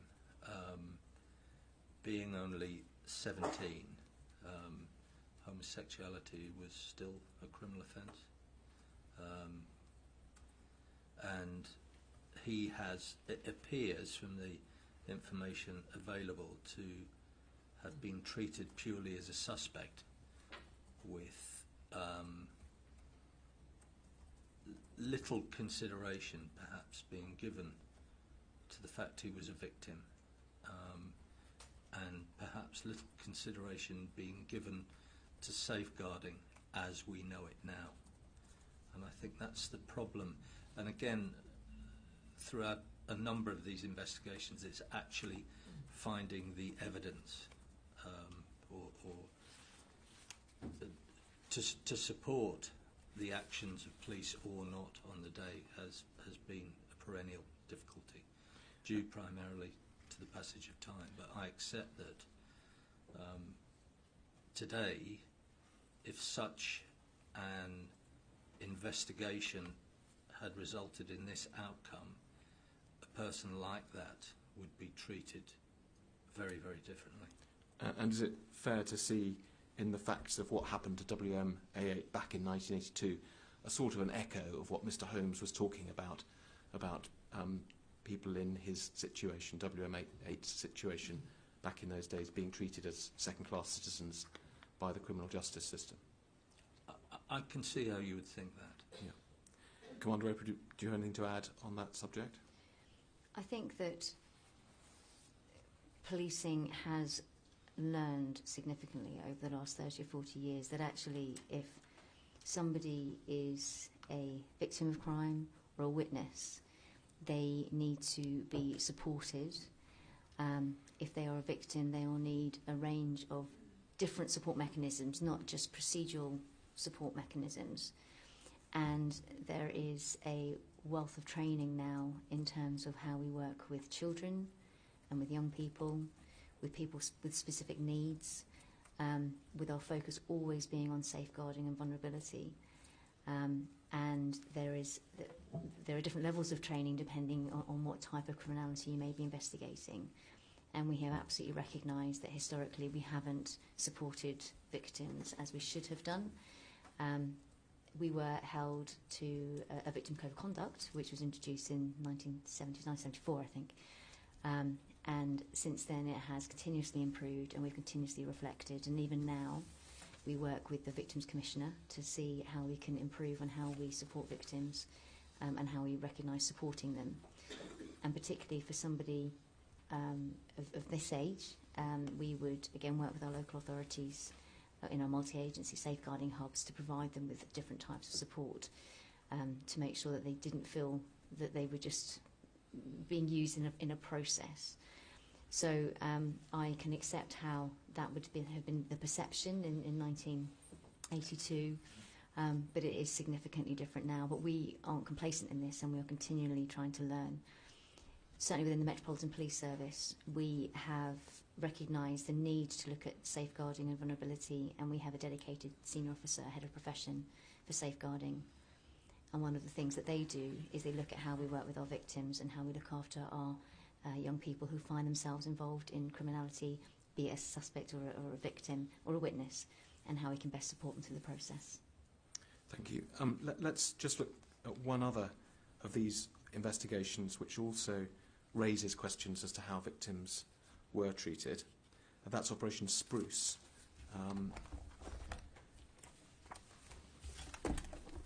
For the screen, can we bring up IPC 30850, please? And for those of us with Mr. Mahaffy's bundle, it's behind tab 9. Now, this, I think you'll both recall, Operation Spruce was the case about the complaint made by the, well, at the time, a 15-year-old boy in Sussex who gave an account of having been taken to London by a man in a car and raped, possibly at Elm Guest House.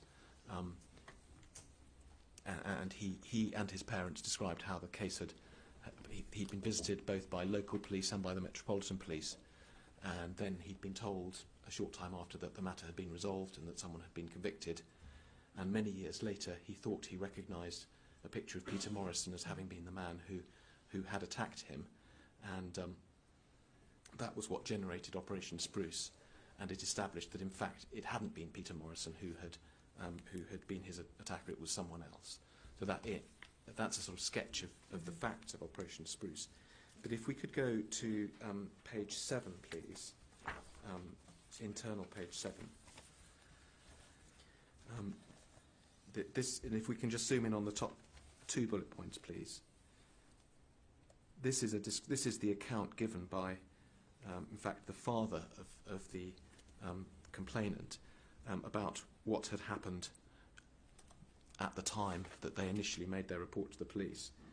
So first of all, it says the father recalled the investigation being transferred to the Metropolitan Police, that is, from the Sussex Police, I think, who had initially received the complaint.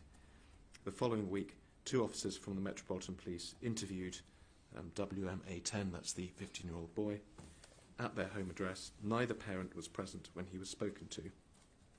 At that time, no statements were taken from either parent.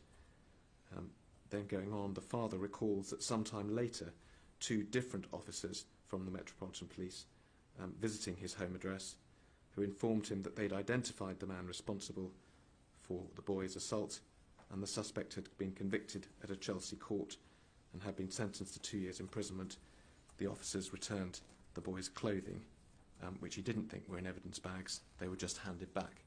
So that was a series of events which took place in 1983, and again, presumably, that's not how things would be done these days. First of all, the idea that a 15-year-old boy might be interviewed about an event like that without his parents or by inference anyone else being present, presumably, let me ask you, Commander Roper, that's not what would happen today. No, absolutely not. They would be accompanied by the parents or an appropriate adult. It could be a member of the family, or if somebody wasn't available who was over 18, then we would organise for an independent person to come and support the child. Depending on what type of allegation they were making, it means where they might be asked to make a statement or a victim statement. That might change to make sure that the child has more support.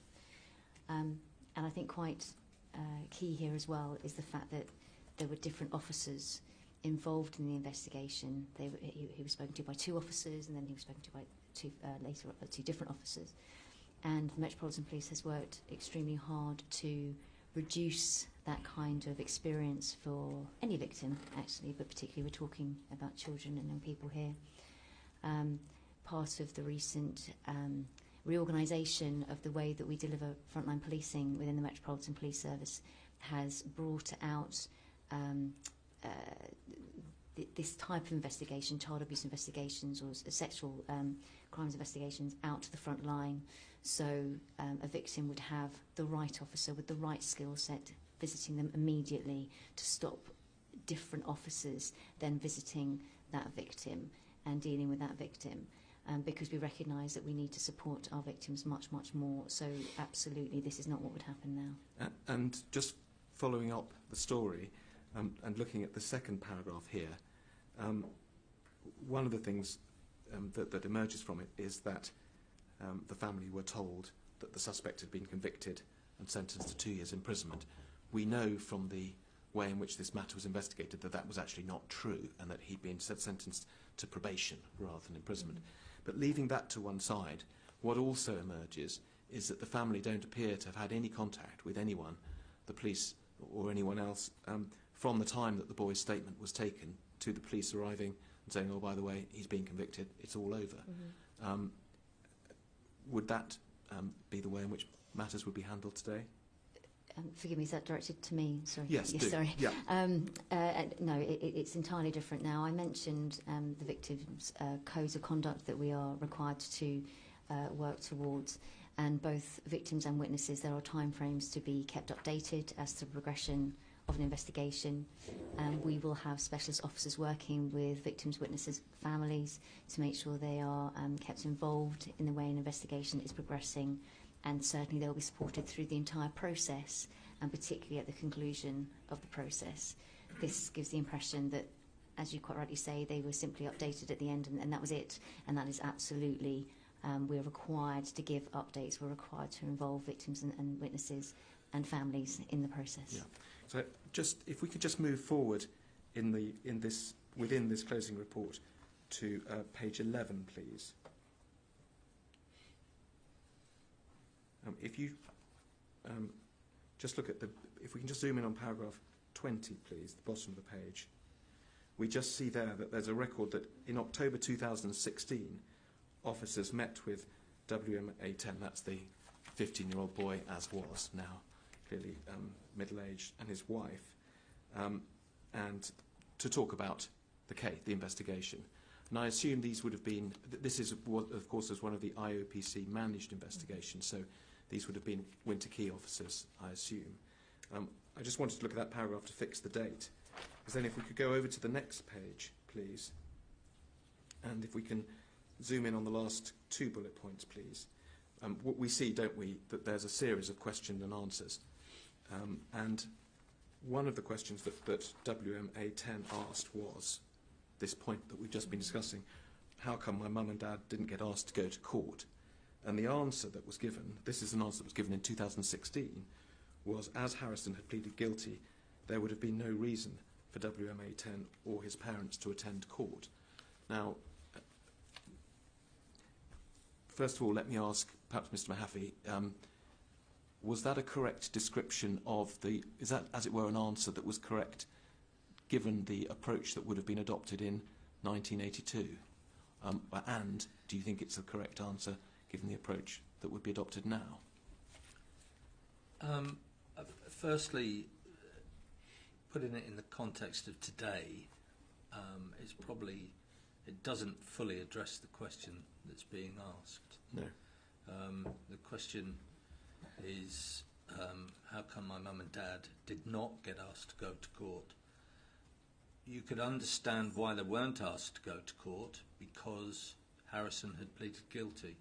But equally, I think there's the answer could have been expanded on, and it could have been explained more fully than the few words there are there. Because obviously nowadays, the parents, the victim, would be fully updated all along the judicial path. So I don't think it addresses the question. I mean, in 2016, yes, one might have expected the answer to have been, they should have been.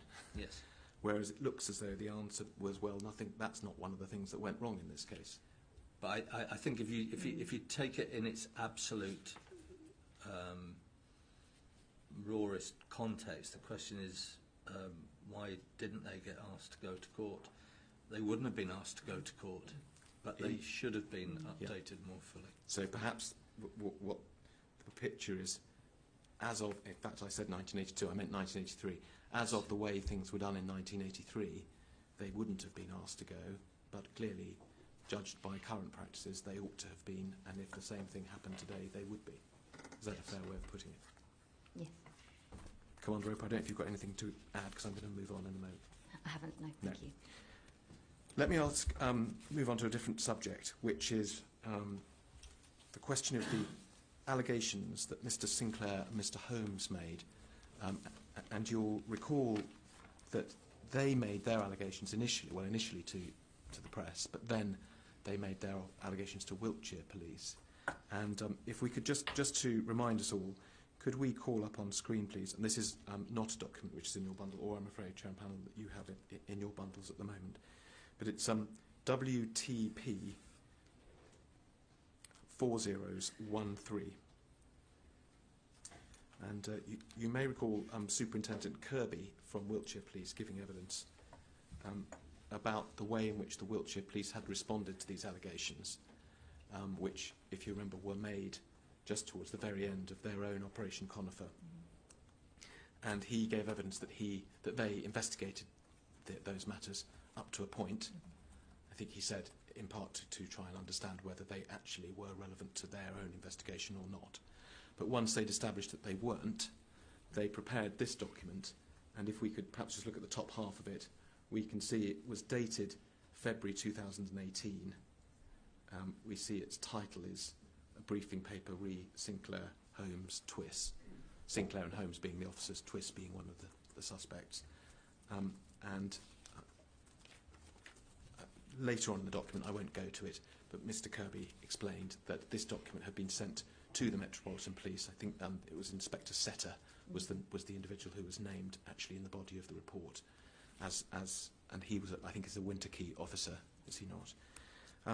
So let me ask you, Commander Roper, that was February 2018. What happened to that document, and what, if any, investigation did Operation Winterkey do into those allegations as of a year ago up to now? So the document was received by now DCI Setter, and I'll just have to get more details in terms of what was done with the document at the time. Forgive me for not knowing the answer to that. What I am able to say is that having listened to the evidence that was given, particularly in that first week, is that, and if I may acknowledge this, I'm just looking at my colleague, is that we acknowledge that there are further lines that needs to be reviewed within the document that actually came in I think it was February 2018. Yeah. Some of the other linked investigations, which now, if we overlay them, having listened to the evidence over the last few weeks, we acknowledge that there is further review to happen. Forgive me for not knowing the answer to exactly what happened to that document when it came in 2018, but we have agreed that there is further review to be had now. So just to just to take that a bit further, let's not worry about what happened from February 2018 for the moment, but it's right then, isn't it, that that Mr. Sinclair and Mr. Holmes giving evidence to this inquiry, it became apparent that their evidence was potentially, at any rate, corroborating some of the evidence that Mr. Glenn had given in Operation Beach. I mean, are you able to be more precise? Is there going to be a new investigation launched? Is Operation Beach going to be resurrected? Maybe Mr. Haffey can answer that. Well, there's an absolute need for us, along with the Operation Winterkey team, to review all the information that's come out during this strand of the inquiry. I've discussed it with Commander Roper, and I think after the hearing we will sit down and work out what the process is going to be. But I think this highlights a need for us to consider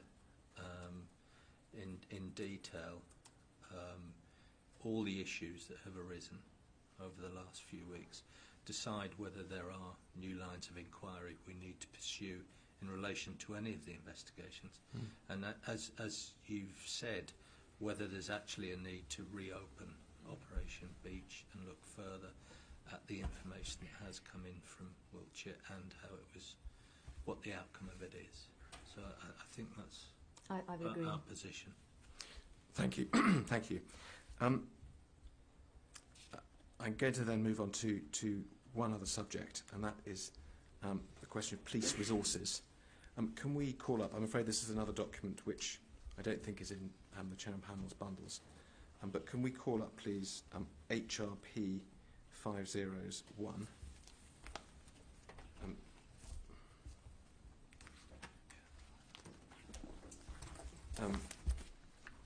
This is the witness statement of retired Chief Inspector Settle, and it's a document that I looked at a few of the paragraphs of this document with Commander Jerome when he gave evidence. There is one paragraph that I want to ask, and I think this is really going to be a question for you, Commander Roper. If we can go to internal page 5, please. And if we can zoom in on paragraph 22 and what we see of 23. This is the part of Mr. Settle's account where he's describing his investigations, isn't he? Immediately following Tom Watson's parliamentary question. He refers to the fact that there was a gold group. Just tell us in 2 sentences what a gold group is. It's a meeting which is led by a senior officer to consider all the elements of an investigation, particularly high-profile investigations. And it would have sat above Chief Inspector Settle when he was conducting this investigation. Yes, absolutely. It would have given him direction. Yes. And so he refers at paragraph 22 to the gold group having been run by someone called Commander Spindler. He describes Commander Spindler as an experienced commander who understood the complexities of historical, high-profile, sensitive investigations. But then if we look at paragraph 23, Mr Settle says that, however, Mr Spindler moved to another post and his position was taken over by Commander Graham McNulty. He was newly promoted to the post. I had known Mr McNulty for several years. At our first meeting, he said to me, unless, if we go over the page, it's guns or gangs, I'm not interested. How long will it take to get this shit off my desk? Or words to that effect. I was quite simply stunned. After that, the gold groups became more sporadic, support minimal, and any interaction critical of my actions rather than supportive of the investigation. Commander Roper, let me ask you two questions. I'll ask them both, and then you can give your answer. The first question is whether you have anything to say about the truth or accuracy of that account. And secondly, more broadly, can you tell us something about whether that was the contents of that paragraph accurately describe the way in which the Metropolitan Police assess the value of historical child sexual abuse cases or deploy resources to them? So in terms of the quote that is made, I've spoken to now DAC, Graham McNulty, and he completely refutes that that is what happened. Absolutely says that that did not happen, that conversation. Or rather, he did not say those things. I'm not saying that him and DCI Settle didn't have conversations about the investigation. Of course they would have done if he was chairing the Gold Group, but that he did not say that. But your second point, in terms of is this the value that we address these type of investigations, I would entirely disagree with that suggestion also. The significant resources that have been placed in Operation Winterkey to look across the board, not just my particular perspective of the professional standards elements, but also the allegations of historic child sexual abuse. The resources have been significant. They have been taken from other operations in order to dedicate themselves to these investigations. Now, that's not to say that on occasions, particularly if you look at some of the tragedies that are happening across London in terms of knife crime and murder at the moment, that sometimes we will then take resources and go and put it onto something that is particularly high risk. And yes, that has happened occasionally. But no, in terms of the resources dedicated, the Metropolitan Police is committed to this, has committed significant resources, and is clearly demonstrating that we hold this type of investigation of incredibly importance and high regard. Thank you. Just give me a moment, please. Mr Mahaffey, Commander Roper, thank you very much. Those are all the questions I have for you. The Chair and panel may have some questions. Ms Sharpley. Thank you. I think this question is directed at Ms Roper, but if not, Mr Mahaffey no doubt will intervene. Coming back to Inspector Hoodless and that quotation that we've all read now about what happened at the social occasion in the pub, when he described street rats, I think, as potentially victims and survivors of sexual abuse, as they might be described now.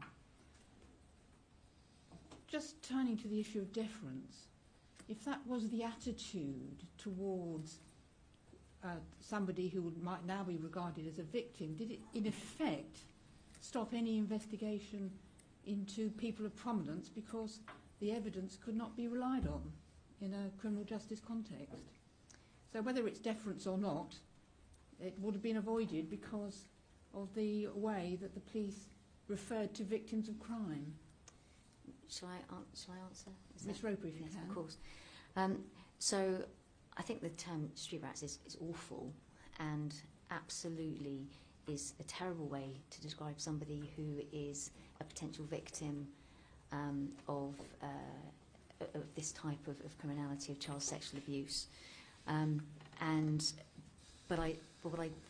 what I don't think happened is, even though that is a dreadful term to be used, I don't think that meant that the operations were not pursued and that those people who were the suspects of such criminality weren't pursued, regardless of whether they were prominent people or not. And I think that the conversation that happened and the quote that we've read was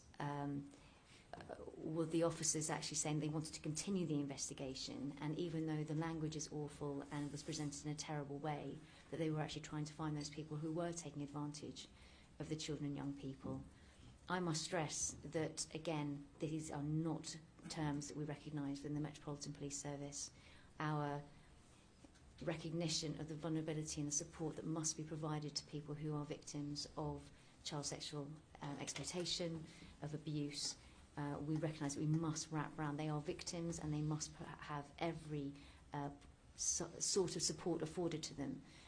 But I think in terms of that investigation, no, I don't think it meant that they stepped away from pursuing against the suspects. I just think it's an absolutely dreadful term that was used. Right, thank you. Mr. Frank? I think my question is probably for you, Mr. McAfee, if you wouldn't mind.